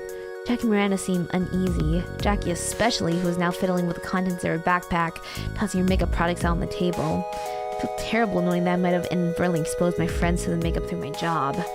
For Ada and Jackie's health, and for everybody's magic, we have to get answers. I look at KJ, who's wearing a determined expression. I know we will. Okay. Okay. Holy crap. Oh my god. We're actually standing in Annalie's office. We made it. Apologize for accidentally reducing your fun levels. It's okay. No need to apologize. Even when you said it, I didn't bonk you. No. No worries. Don't worry about it. Don't feel bad. Just from now on. I'll be more strict on it as well because I have been laxed about it. Because I don't even think it's actually in the description either. Maybe I should add to the description. But I don't even think it's in the description rules. So no, honestly, don't feel bad. It's alright, just from now on. I don't wanna make you feel bad. Hey Jay, I can't believe you know how to pick locks. It just takes a little practice and the right tools. I could show you sometime. Freaking out. This is like a crime. Are we criminals now? The real crime here is this obnoxious office. It's at the whole floor. But is it big enough to contain Annalie's ego? We're unbelievably lucky to sneak in here. Somehow convinced the security at the front desk I was here to interview for my promotion from sales assistant to manager at my store's location. He didn't seem especially convinced, but let me through when KJ gave him the stink eye. When we reached the middle floors, KJ chatted with some office ladies to figure out where Annalie's lunch break was. Sure know how to put the moves on. Now we're here, in the director's office. The place feels pretty empty. Kind of intimidating. Rich people taste. Everything's minimal. Ho ho ho, I can afford to take up loads of space and put nothing in it. What do we do now? We dig up as much dirt as we can. But where from? There's nothing here. Maybe there's a secret room or something? Probably all on her computer. Ah, yes. Not this again. Take you still haven't learned how to use a computer? Well, they keep changing it so fast, you know. What's the point of learning if it's all obsolete in a few years? Remind me, why are you the one in charge again? Strong delegation skills. I actually saved over the one that I wanted to go back to. It's fine, hopefully. Key part in any leadership position is knowing the strengths and weaknesses of your team. I picked you for this break-in because I knew you had the right skill set, including computer literacy. Oh wow, that actually made me sound competent. Could be the corporate atmosphere rubbing off on me. Good morning, Amori the champion. Oh, good. Oh no. Sorry. My trophy fell. Sorry. Let me pick her up and place her. Sorry. Oh, she just knocked over. I guess there was a big gust of wind in here. Oh yeah. Sorry. Yeah. Yeah. If you haven't seen this on my trophy, like, not a big deal. Just like, you know. I mean, I just don't have room for it. It's so big. It's so big and shiny. I just don't know where to put it. So yeah, I'm just keeping her here for a few days, you know, till I like make room for it, because I'm gonna have to like rearrange my room to like showcase her. So strong, you're not going with the trophy with just a tap of your finger. Okay. Who are you and what did you do with Amoria? Hey, give me some credit, will you? You don't save the world as many times as we have without picking up some leadership skills. But you just said you didn't know I could pick locks. They saw right through it. Anyway, let's go! Team synergize. We approach Annalie's enormous desk and notice it's covered in glamour pop makeup samples. KJ takes a spin in the luxurious leather office chair. You're fired. And you're fired. You, get the mayor on the phone. I want to buy the police. Actually, that's probably not too far from the truth. You rummage through the backpack and bring out a pencil case. To my surprise, the case is full of CDs and floppy disks. Back to business, I guess. Ooh, glasses! Start up the computer, and when it asks for a password, they load up a CD called Acid Burn. After a few seconds, all kind of weird stuff starts happening on screen. They didn't teach you this at the school computer club, did they? What do you think, princess? They're typing in lots of commands on a black and green screen. No, what you're doing looks super illegal. Yep, just don't ask me where I got this software. I'd have to kill you. I'm in. Wait, what? You're amazing, KJ. I had no idea what just happened, but it's really impressive. It's just some messing around. Anyone could learn it. But, like, we're inside Annalie's computer now? Yep, she must be one paranoid lady because her system is off the corporate network. Didn't even have to bother with network security. Just a direct unmonitored line to the outside world. Had I known, we could have just done this remotely. Slow down, I only understand that last part. You're saying we didn't need to break in? In theory, yes. We took all the way getting you to our desk to learn that life skills. To learn that. What do we do now? Why don't you take a look for yourself? One of those new iPlum computers. Very user-friendly. I don't think I'm going to be able to finish this in 15 minutes.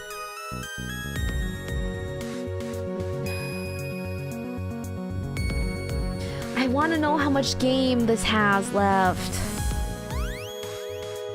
Because I want to finish it today. Okay. You get up and dramatically gesture towards a chair. Because now's a good time as any to learn how to use one of these things. If you want to find out someone's dirty secrets, a great place to start is a web browser history. Web? You mean the World Wide Web? Oh god, just listen to me. I sound like an old granny. When this is all over, I'm taking computer classes. Maybe KJ could teach me? On the other hand, I'd probably be way too slow for them. Let me teach illegal stuff. Is there an illegal way to email someone? I don't know.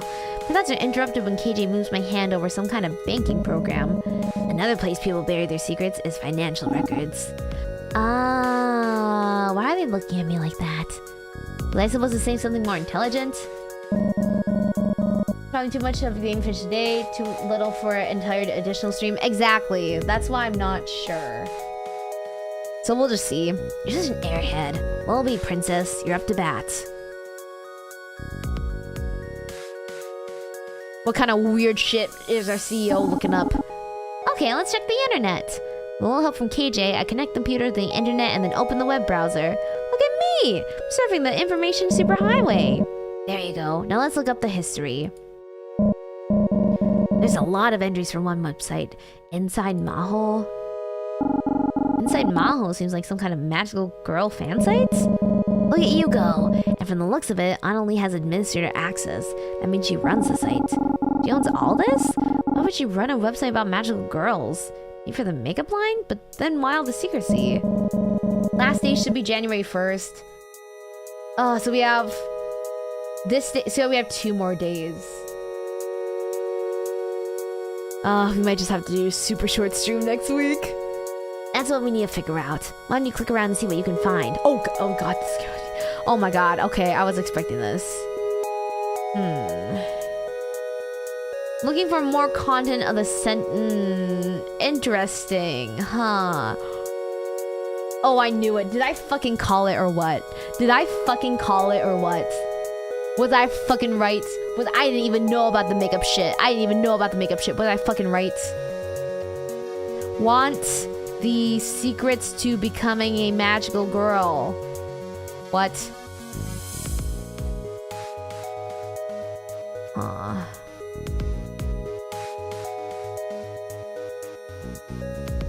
The fuck are you guys on about? You buy merch of your faves? Wait. Public figures, interesting.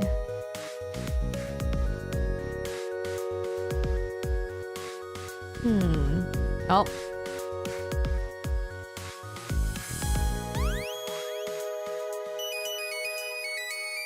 Mod's obsessed.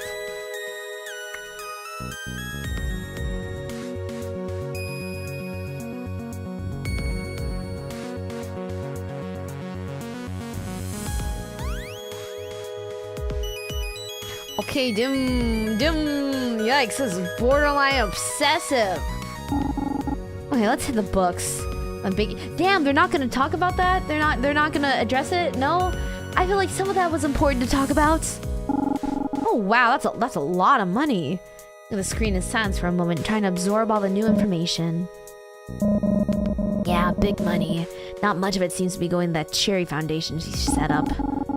Wait, she's keeping all the charity money? From the looks of it, she's putting the money into the foundation, and then 99% is sent to a mystery account in Switzerland. That's really suspicious.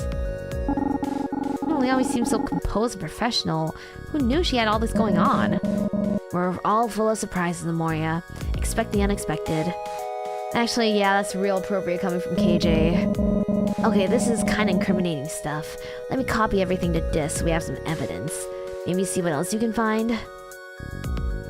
Hey. Move through the desk drawers and find some notebooks. Flip through them hoping for some kind of clue.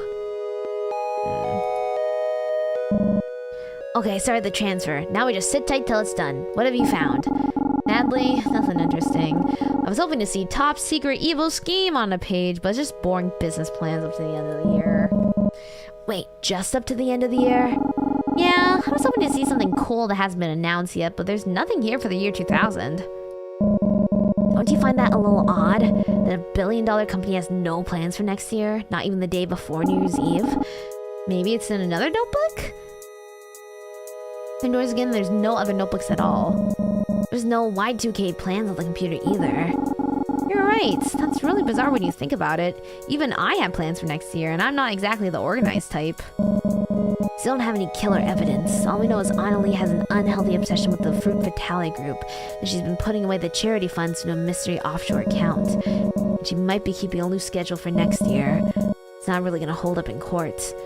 Fruit Fatality, why does that sound so familiar? Hello? Earth the Princess? Sorry, I was just thinking about something. Anyways, none of this evidence will hold up in court as it was obtained illegally. KJ, why do you know something like that? Better if you don't know. Only if it had something more concrete, like... I can blink. KJ pushes me down on the floor. We huddle under the desk and I try my best not to panic. Oh my god, we finally get Art of Amoria. Finally! I've been wanting art of you. My breath. There go clicking heels fills the room. Those idiots in HR don't know what they're talking about. Constantly grilling me about how bad our retail turnover looks. Like makeup cannot be that hard. As far as I've seen, those girls just stand around all day. Note to self, investigate automated retail stores.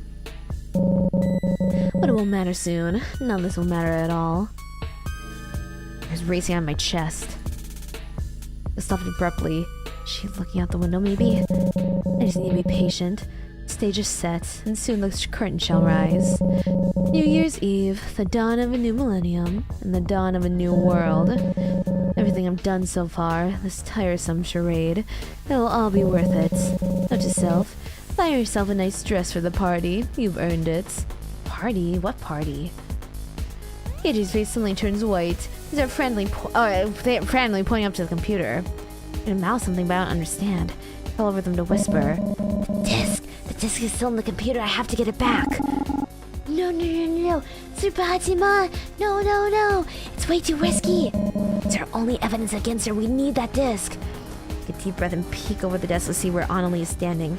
She's far enough away that KJ might just make it. Wave the all clear to KJ and they make their move. Here's my steady breathing. Watch Annalie, she stares her out across the city. And she might be talking to a small cassette recorder. Once the sentimentality releases across the world, glamour pop will dominate the makeup market permanently. Everyone will need our product. They'll crave it like water and air. The brand's reputation, the sales, they'll all skyrocket.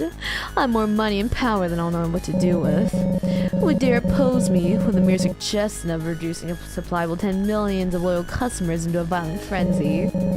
After all, I am merely giving the people what they want. Perhaps I'll give the portion of that charity money back to Ada. She's been such a useful puppet. I'll invite her to my New Year's celebration, show her the destruction she's caused. At those words, KJ fumbles as they slowly retrieve the disc from the Wait, Annalie's been using Ada? Honestly, I suspected Ada and Annalie might have been working together almost this whole time. And now I kind of feel like an asshole. If I get out of this, remind me to be nicer to Ada. Wait, Annalie, stop talking! Oh no, she totally heard us, didn't she? We passes and hear the sounds of Annalie turning from the window and walking towards the desk. I emo frantically at KJ, but they shrug in return. Only a few seconds to make a decision. What do we do? Sneak around! Time for some tactical espionage action. Try my best to point around the desk for KJ. They sternly nod. Annalie's footsteps are getting louder and louder. It's time to go for it. I quickly crawl out from under her desk to the right side as she approaches from the left. She sits down at the desk and starts using her computer. It's probably really obvious someone else was just using it. I don't know much about computers, but I know they need power. Pull the plug to buy us some time. We hear Annalie gasp in surprise. She gets up and walks around the left side of her desk to look at the back of the computer. She crouched inches away from us, looking intensely at the porcelain cables. Hold my breath and look over at the elevator. But this office had to be stupidly oversized. There's no way we could make it over there in time. My panic is interrupted by Annalie's voice. I swear these machines are more evil than me. Looks at her cell phone and dials a number. Matthew, is that you? Wonderful. Yes, I have some problem with the eye plum. Oh, happy birthday, Matthew. Goodness. Christmas, birthday, and New Year's Eve all in 1 week. How nice. Well, yes, it is important. So I'd still like a few minutes of your time, if you please. Is that so much to ask? I think now's our chance. I slowly inch out from the desk and creep towards the elevator. Fortunately, Annalie's intense discussion with Matthew appears to have her full attention. I manage to get in the elevator and breathe a heavy sigh of relief as the door starts to close. Just in time for Annalie to lock eyes with us. You too. I feel a sickening rise of magical energy permeate the air as green sparks crackle all around her. She knows! Oh no. Just as she starts to cross the room, the door slides shut. Fuck, that was way too close. Once we're out of the elevator, we need to make a run for it. I nod with a shaky exhale and wait for the end of our descent. We run to KJ's bike parked across the street and make a quick getaway. KJ takes a long and winding route to the park in case we're being followed. Eventually, we park up and catch our breath. My heart is trying to escape through my throat. We made it! We escaped! Well, you're an interesting date, aren't you? Well, I'm glad you can see the funny side of this. I think I'm about to have a heart attack. How did I do this kind of thing on a regular basis? I think I took for granted just how much saving the world keeps you in shape. Anyways, we need to get the game together. Our little investigation yielded some answers after all. Even had to break some rules to get them. Rules? More like laws! But you're right, then Sentinels need to know ASAP. Then we'll figure out our next plan of action. I'll go swing by the Golden Grove for Jackie, and that wood shop Miranda hangs out at. Right, and I'll ring Ada after I call off work. Wait, work. Shoot, KJ, Annalie saw me. She recognized me. She remembers what store I work at. Sounds like the perfect excuse to quit that crappy gig. Congrats! No more I made a dime for Annalie's dollar. No, not congrats. I'm worried, KJ. This might not just affect my job. What about Lee's? What if she threatens her? Use her against us? I'm sorry, but I think I should go to work to make sure she's okay. You can't be serious. After everything that just happened? Nah, me too. I'm sorry, but fuck Lee's. It's like wandering right back into the lion's den. KJ looks worried for me, and I feel a bit guilty. But I can't just abandon Lee's. Understand. Protecting people is our thing after all. Listen, I'll grab everyone, but promise me you'll meet us later, okay? Got it. Thanks, KJ. Run off to work as fast as my feet can carry me. I think this is where we will have to end for now. Because it is almost 11. If I wasn't stopped due to it being 11 p.m. and this being a voice acted game, I would finish it today. But I don't want to piss my neighbors off. I don't want to piss my neighbors off. So we're just gonna go raid. Pretty good cliffhanger. I'm hoping the last few chapters are a bit longer. They should be. So it fills up some more time. And so I'm hoping they're a little bit longer. Because there's probably only like this day, the 31st, and the 1st left. So I'm hoping they're a bit longer so they fill up more. But okay, so we're gonna go wade. We're gonna go wade Gwynny. We're gonna go raid Gwynny. I see she's live. But yes, tomorrow, race today. Wait, I guess, okay, in America, I guess I stream tomorrow. But that's not till the day after for me. So yeah, I guess in America, I'll see you tomorrow. But in Korea, I'll see you the day after. It was really fun. Thanks for streaming. Thank you for watching. Thank you. I've really enjoyed this game. I've really enjoyed this game. This is a really fucking good game. I really hope the creators do more, but yeah. 어머니바, thank you for streaming. Little sister 사랑해. 머리바 시간 있군요. 네, 지금은 11시 때문에 진짜 조용히 해야 해. 조용히 말해야 해. 그래서 지금은 빨리 끝나야 해. 네, 내일 말고 모레 봅시다. Please don't go. I gotta go. It's 11 p.m. and the walls are super thin. 그럼 어쩔 수 없죠, 앞머리바. 네, 앞머리바 많이 있어. 어쩔 수 없죠. 어쩔 수 없는 앞머리봐 쓸쓸 앞머리봐 많이 있어. 오늘도 사랑하는 부모님이 없다. 앞머리봐 고생하셨습니다. 누나 방송 해주셔서 고마워요.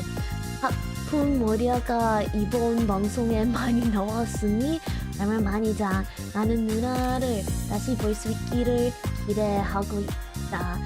나는 누나를 사랑해. 사랑해 아모란들 사랑해. 네, 그 요즘에 솔직히 좀 늦게 잤어. 네, 아픈 앞머리야 많이 나왔어. 오늘은 일찍 잘게. 아마 모르겠어. We'll see. Can you complain about your neighbors whatever noise you make, even minimal, so they don't complain about yours? That's rude and not nice. And that would just make them even more mad at me. It's like the German of Asian languages sounds so strong. It does, especially when you hear the Ajishis talk. They talk very strongly. Or even like the Busan language. So yeah, it is very strong. I think Chinese, depending on the dialects, can also be strong too. Not saying Japanese can't be strong, but I feel like, yeah, definitely Korean and Chinese, at least for East Asian languages, definitely feel a little bit stronger. Ajishis talk really strong, yeah. I have a really hard time understanding when Ajishis, or like not like grandpas, but like older, like I guess they might be grandpas, but just like older men talk, because especially they talk like this, and it's so hard to understand them.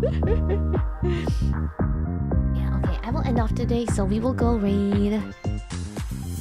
Okay, we will go raid Gwynny. Oh, 그 카페인은 어땠어? 누나는 맛있는 거 먹었니? Sorry for the question. Oh, I don't mind. Oh, I can talk for a little bit. I don't mind that. I just have to talk really quiet. But yeah, today I went to Seungmin's birthday cafes. I went to 5? Yeah, I went to 5 today. But one of them I went to, the lucky draw already ran out, so I was so sad. But for those who don't know, some cafes, these are run by fan sites, they do lucky draws. So basically, it's like a gacha, and there's different tiers of prizes. So I went to one, and I just did 3. And I got a big prize.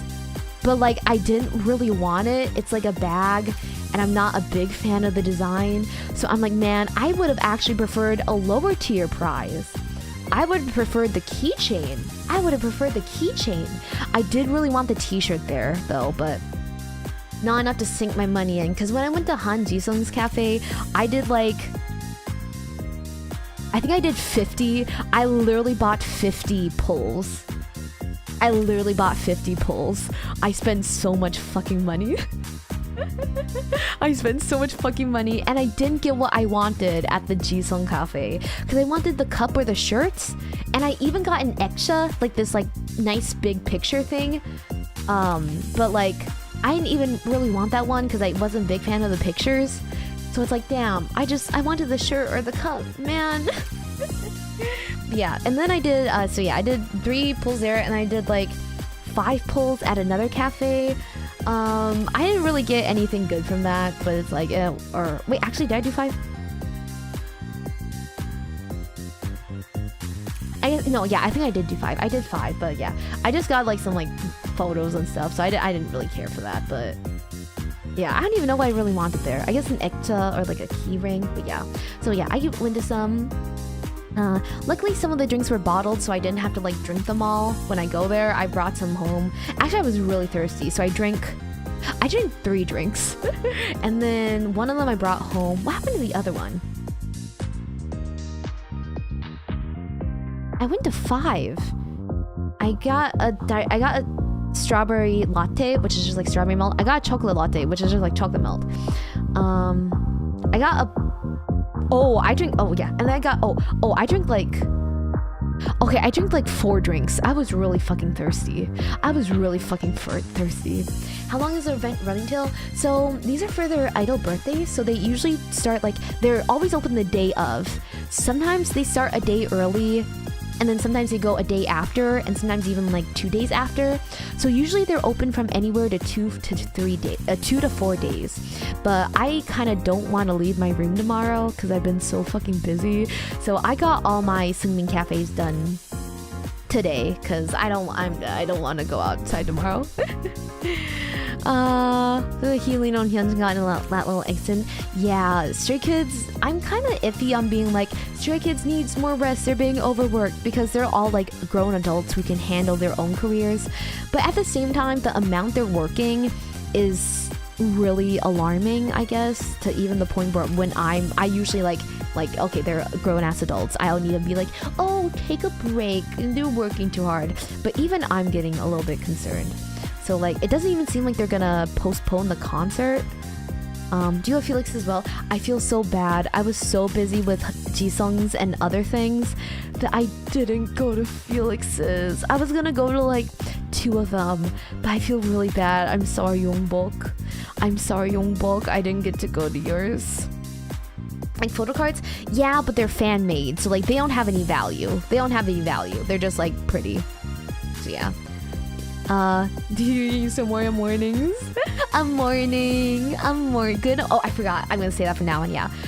Morning, Starfire. Hope you're enjoying the game. I am. We have to do one more stream of this though, because I wasn't able to finish it tonight. Did you pick at the cafes? Yes, I did. Yeah.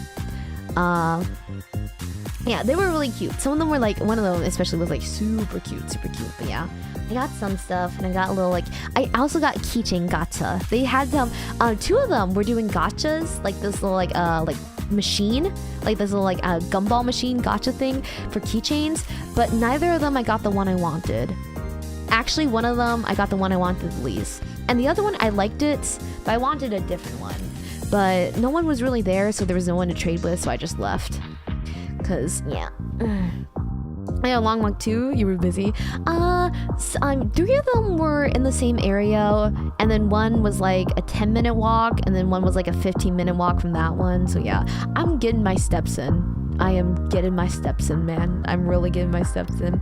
The only spot for comfy morning streamer now. I'm glad this time zone is working for people. I'm really glad, because it would have been impossible for me to do just like late night America, early morning Korea streams. That would have been impossible once I start working. So I am glad this is working out. Next week though, I have a lot of I'll have to see when I stream next week. I might only be able to do 1 of these, or maybe I'll do 2. I'll have to see. I will have to see. But yeah. Oh, also I went to I finally got to go to Myeongrun's in Seokgalbi, my favorite restaurant, and I literally went with like these 2 random girls online that I've never met before. Was it good? Like honestly, like I don't like one of them was a vegetarian, so she just came along and ate like the side dishes, and the other one, she didn't eat a lot. I mainly ate, to the point where even when we were checking out, the woman was like, oh, 많이 안 드셨군요, or something like, oh, you didn't eat that much, and I was like, oh, no. But one of the girls was 18, and I really felt like she was nice, but it was really like, oh, we're in totally different places. We're in totally different, even like, you know, mental maturities and stuff like that. So the other one was older than me. She was cool, but that girl coming, she was vegetarian. Because we were like, oh, we'll probably go out for dessert after, and I think she was hanging out with the other girl, the 18-year-old. But yeah, definitely like a. Yeah, I don't think I can be friends with 18-year-olds. But yeah, but the girl, she did not know how to fucking cook the meat, because like we were having barbecue and it was one with a fan on top, so like I can't reach across the table very easily to turn the meat. So I like put them on, turned mine, and I even got a pair of tongs for her. And I was like, oh, okay, can you turn yours on your side? And she was like looking around like panicking, and I was like, oh, you can just turn it with the tongs. And she was still like, and like 5 seconds of just like, just that. I know 5 seconds doesn't seem like long, but in actuality 5 seconds is very long. So then eventually I was like, I'll just do it. And then I was like, so have you been to barbecue a lot? She has not. And then once I finally cut up the meat, she let the pieces on her side burn.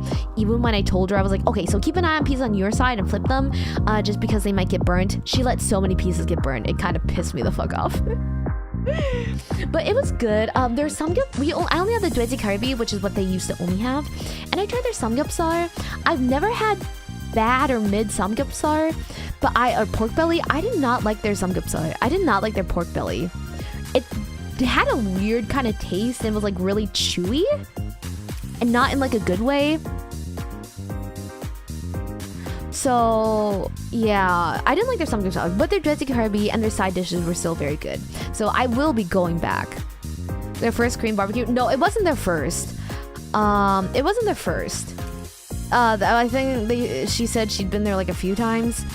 Burnt pieces before by rolled. But yeah, but it's kind of annoying because it's like, girl, I fucking told you to like turn your pieces. Like, I am not your fucking mom. Like, do it yourself. Oh my god. Yeah.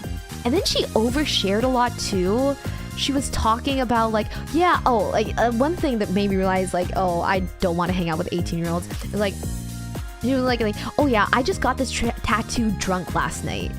And I was like, oh, that's, I don't know, that's kind of not funny. Maybe I'm too old.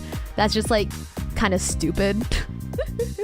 Like, first, I don't know if all tattoo people say this, but like the tattoos I've gotten in Korea, they tell you not to drink alcohol for a few days because it interrupts with the healing. It'd just be a bad 18-year-old. I mean, no, just 18-year-olds in general. Like, that's like, they're just getting out of high school. I cannot relate to an 18-year-old. So like, even if they were like a super cool 18-year-old, I just have no interest. I have absolutely no interest. I literally only went with them for barbecue. But I mean, they were nice, and like, I am obviously like, I went to noraebang I went to karaoke with them and helped them because they said they had difficulty when the two of them went out the other night with karaoke. So I went and showed them and stuff like that, and we got desserts. But it's like, yeah, it's from like, I don't want to be friends with an 18-year-old. 온라인에서 만났나요? 네, 맞아요. And yeah, and just like oversharing a lot, and also not very good at conversation, you know? Like, she would talk a lot about herself, and then like I tried to ask the other girl questions and we would talk for a bit, and then the other girl would just go back to instantly talking about herself again and just like oversharing about like relationships and her allergies. And I was like, girl, I just met you like 30 minutes ago. I do not need to know about your exes. So yeah, so hopefully I'll find more friends to go to barbecue with. But I mean, like, it's like I'm not like trying to make fun of her, because it's like, you're 18, you can be stupid, like. And she also dropped the line where she's like, yeah, I have a lot of older friends because I just think like I'm very mature for my age. And that was like, red flag, red flag, red flag. So I even told her, I was like, no, you're 18. You should not, you should have fun and be stupid and be young. Like, you do not need to like grow up that quickly. You should enjoy being young and stupid while you can. So like, I'm not like trying to like diss on her and be like, oh, it was terrible. But it's just like, yeah, like, I'm at the age where like, yeah, I'm 22. I would have been graduating college next semester. Like, I get along better with people closer to my age. 한국 사람 맞죠? 아니야. Yeah, you go make more barbecue friends. I do have a girl that I might go out to shabu shabu with. So, yeah. That makes a lot more sense. Yeah. When people share less secrets nowadays. I mean, I don't think that's like a secret, but it's just like when you first meet someone, like usually you don't dump like everything on them like that. So yeah, but I mean, they were nice. Both of them were nice. I got along with the older girl better. But no, I hope they both have a good time. So yeah, but it's just like, yeah, just like we're just at different places in life, and that's nothing wrong with that. I hope she still gets a chance to be like a dumb, stupid 18-year-old. Cause like when you get older, you can't do that. Who's good? It was a bit awkward though, yeah. But yeah. It was very good. I would love to go back, but I can't because I have to go with someone. But yeah, the dwezi kalbi was really good, and their side dishes were good too. They had like tteokbokki and some fried foods and japchae and this one thing that was like transparent like jelly but not jelly that I don't know what it was, but it like tasted fine, so I don't know what the fuck that was. But yeah, I didn't get the keranjim though. Whenever I went with friends, we always got keranjim, but I didn't get anything with that. But mook, is it? Oh wait, oh, are you Korean as well then? Mook, it was like, it had like I don't know, yeah, it was just like this clear jelly, but it was savory. I don't even remember what it tasted like.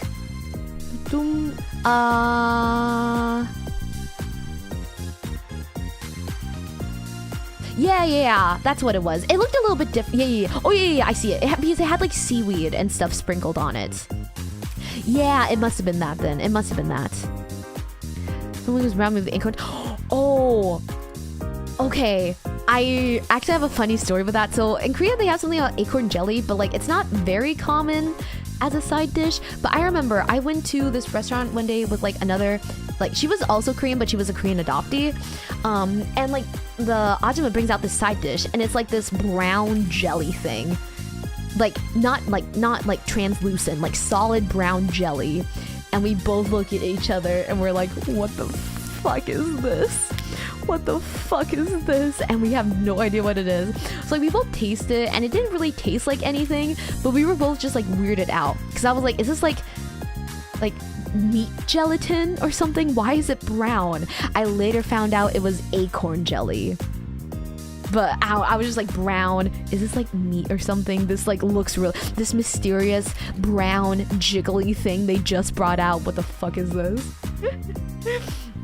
Yeah, I guess that mook was good. The translucent one was good, but when I've had like the brown one before, it didn't really taste like anything. But I guess the one I had was more like seasoned like seaweed and stuff, and like I think like some like light sauce on it. So yeah, I'm getting hungry thinking of barbecue, and I just had samgyeopsal last night, but now I want more samgyeopsal.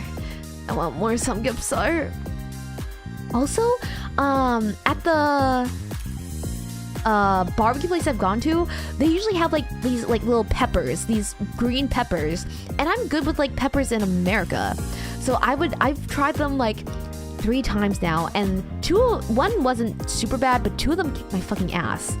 Like, it's so spicy. I take one little bite and it's so fucking spicy, and I thought I was pretty good with spice, but oh my god, those, I don't even know what kind of pepper chilies they are, but they're at almost every Korean barbecue place. And they fucking kicked my ass. They fucking kicked my ass. Like, oh my god, they were so fucking spicy. Holy shit. Holy shit. And it embarrasses me, because usually, like, nothing gets that reaction out of me that's that spicy. Besides, like, hekbuldak like that 2 times spicy. Do you like spicy foods? I used to be not as good, but I think my tolerance, I didn't even like really raise my tolerance. I feel like my tolerance just like one day I could suddenly eat spicier foods. I do like spicy foods, but sometimes I just like usually prefer the non-spicy version. Not because I can't eat the spicy version, just because I don't know, I guess like I like other tastes better. But yeah, I do like some spicy foods, but yeah. And I can eat spicy food, but larger than the level 10 wings, maybe like the level like 8 or 9. Because it was like, oh, I don't think I told you, but when I went out with staff, I had one. And that was the first time I had one. And I was like, holy shit, is this fucking thing spicy or is it just me? And then I made the other staff members try it. And they're like Korean as well. So they were also like struggling. They were also fucking like really fucking struggling. And I felt a little bit better. But then I had main manager try it. And main manager was like, it's okay. And I was like, fuck you, you suck. So it makes me feel better that everyone else, like, it destroyed everyone else as well, besides one. This is good, but you're not always in the mood to fight your meal. True. Yeah, because, like, I guess, yeah, I just usually, like, I could eat spicy wings, but I like the flavors that aren't that aren't spicy, just because of the flavor, you know? Just because of flavor. And I like tteokbokki, but I like carbonara or rose or like other types of tteokbokki more that aren't spicy. Just because I like the flavors more. But I think it's just the flavors. Maybe, I guess maybe, like I can eat spicy, but I guess I just am not Like, I like it, but it's not like spicy flavor isn't my favorite, if you get what I mean. But yeah. Can we see more alive again? I'm already good morning. Good morning. Yeah. Let's see. What else? Funny you say that. Now we might end. Do you have a sweet tooth? Yes, I do. I really like sweet and savory foods the best. I hate bitter foods. Not the best with sour. And spicy is like, eh. So I really like sweet and savory foods. Luckily, Korea does both of them, and often together. Like savory spicy, but not like temperature spicy. Yeah. But should add something to the food rather than just be spicy. Yeah. That's why, like, I don't know. Like, a lot of foods are like, I feel like are just spicy just for the sake of being spicy. And I'm not really a fan of that. But yeah. It was like, I'm also good at foods that like are spicy but don't taste spicy. Like one night I had this omurice, and the omurice was like kind of spicy. I don't even know what was in it, but like if you make sense, it didn't taste spicy. Like you didn't taste like peppers or like gochujang or like a spice like chilies or anything like that. It was just for some reason spicy, and I could eat that well. But I was eating with an Amori friend who can eat things that taste spicy but can't eat like can taste spicy but aren't or that. Oh, that taste like they're spicy, but they're not actually spicy.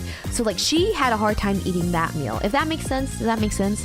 Like, do you ever eat something that doesn't, like, is spicy, but it doesn't taste spicy? Like, it's not, like, super heavy on, like, peppers or chilies or, like, hot sauce and stuff like that, but it's still, like, there's some sort of, like, spice in it. You know what I mean? I'm pretty good with that. So I guess really it is just the taste. It's just the taste that I'm not a super big fan of. Like, foods like brown or like white or anything are like more appealing than like foods that are red, like curry spicy. Yeah, I guess you would say like curry spicy. Like I don't like hot sauce, not because it's spicy, I just don't like the taste of hot sauce. And I guess I don't really like the taste of Mexican spice. So a lot of the Mexican dishes I like are non-spicy, just because I don't really like the taste of spicy Mexican food. Like, I can eat it, but I'm just not a big fan of the taste. Szechuan food, I've actually never had Szechuan food though. Obviously I know what it is and I would like to try it, and I've seen it a lot and I've walked past many places, but I've never had actual Szechuan food. I haven't eaten a lot, also because it's just where I live. I haven't eaten a lot of Chinese food that's not like American Chinese, you know, like fucking orange chicken and chow mein and shit. I've only had like Americanized Chinese food, but that's also just kind of where I live, so I would also like to branch out with more Chinese food. I like to branch out with a lot of food, but I've been spending a lot of money on food. Honestly, if a Mori friend, like if I didn't like, I would have saved so much on food, but a Mori friend was here, so I was like spending money on food. which is fine, not blaming her, but just like, yeah, now that like I'm back to like my more relaxed schedule, no Amori friends visiting, it's back to dope bops and convenience store food for me, which I'm not complaining about. I bought this like Japanese curry rice bowl, and I'm like excited for that. It was like a 1+1, so I got a good deal. on it. I think it was like $1 or $2. Yeah. Okay, so I wanted to show a boyfriend a good time. She deserves it. Yeah, she said she had a good time, so I hope she did. But I feel like things in Korea, like, I don't know, like, I feel like she, like, I don't know, a lot of her interests just like don't align with like, I don't know, stuff that like I think is fun in Korea, like she like would not like at all. So I feel like generally, like, I don't know, like it was fun for her to come, but like it's definitely not like how I came here and I fell in love. It's just definitely like her interests don't really align as much, so yeah. Bentos at Punijam aren't that good compared to the ramen and the samgak kimbap.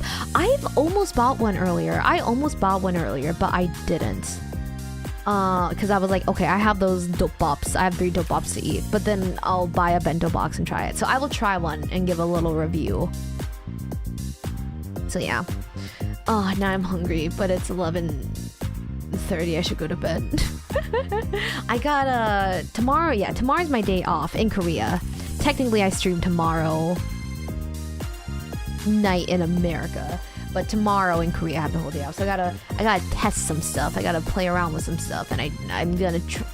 I don't think I'm gonna leave my house, which I've been waiting for. I've been waiting for a day where I just don't fucking leave my house, and I'm finally getting it tomorrow. So I'm excited.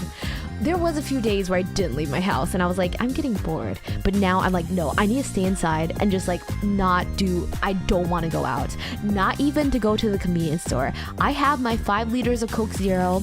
I have dope bops. I have a leftover cookie from the cafe. I'm good. I do not need to leave tomorrow. Can we do the bento review? There was a really good one that had like bulgogi and like a bunch of banchan. Yeah, or maybe I'll do like a mukbang of it. I like the mukbangs, but I just feel like they're short because like obviously I can't like do much with it. And I also eventually need to go to a market and buy yarn to try and start making Amori friends, RT Amori friends birthday present. But I'm kind of scared. Because I think it's gonna be really fucking difficult. But I might not even send it to her. I might wait till she like comes to Korea next year and just give it to her. So it might be like a 4-month late birthday present. But that gives me extra time to work on it. Mukbangs are really fun, even though they're shorter. Are they? Okay, I am wondering what to do for the stream next. Okay, if I have I'll probably do another one though. Another one then, because like I want to do more mukbangs, but I'm trying to save on money on days that I don't go out. So even though I can go like get really cheap food, it's kind of like if I can get even cheaper at a Pyeongjong. So okay, I guess either next week or the week after I'll do like a bento box stream. Can you cook? I can, but honestly, like it's cheaper here right now for me to just eat convenience store food. Cause again, like I got my dinner for like $150. So you can't really beat that even with like cooking, you know. Hail the discount expiring food section. They have those in like grocery stores, but they don't really have those in convenience stores. At least I haven't seen, because whenever I go at night, like the food isn't discounted, it's just gone. Like usually at night they don't have a bunch of like the onigiris or kimbaps and stuff like that. They're just like eaten and gone. Like they were already bought, or they threw them away, I don't know, but they're usually just not on the shelf. So yeah, but I do hear you can go to like grocery stores and matsas and like get discounted food, but I don't really have one super near me, so yeah. Okay, I think is Winnie still streaming? She is.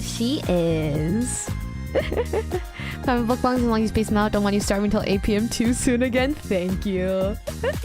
Thank you. I appreciate it. Thank you for looking out for my Amori stomach. We'll see if it's been a bit. We'll see how it's been one next week. If not, probably the week after, but yeah.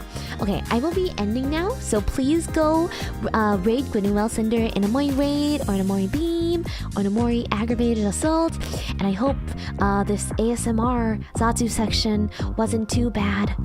I don't usually whisper like this, so this is like kind of new to me. Amori ba, 잘 자요. 네, 잘 잘게요. 내일 말고 모레 봅시다. 에네르기 파쓸 시간이군요. 방송 어머니님에게 행복이 한가득하기를. 아머리바 고마워. Nice to see granddaughter again. Nice to see you guys again too. Yeah, my next stream will be at my usual late night time for you guys. So yeah, we'll try to get through more of Nier then. But yes. Amori bye everyone. I will see you guys tomorrow in America, or the day after tomorrow in Korea. Okay, Amori bye everyone. Bye. Amori bye.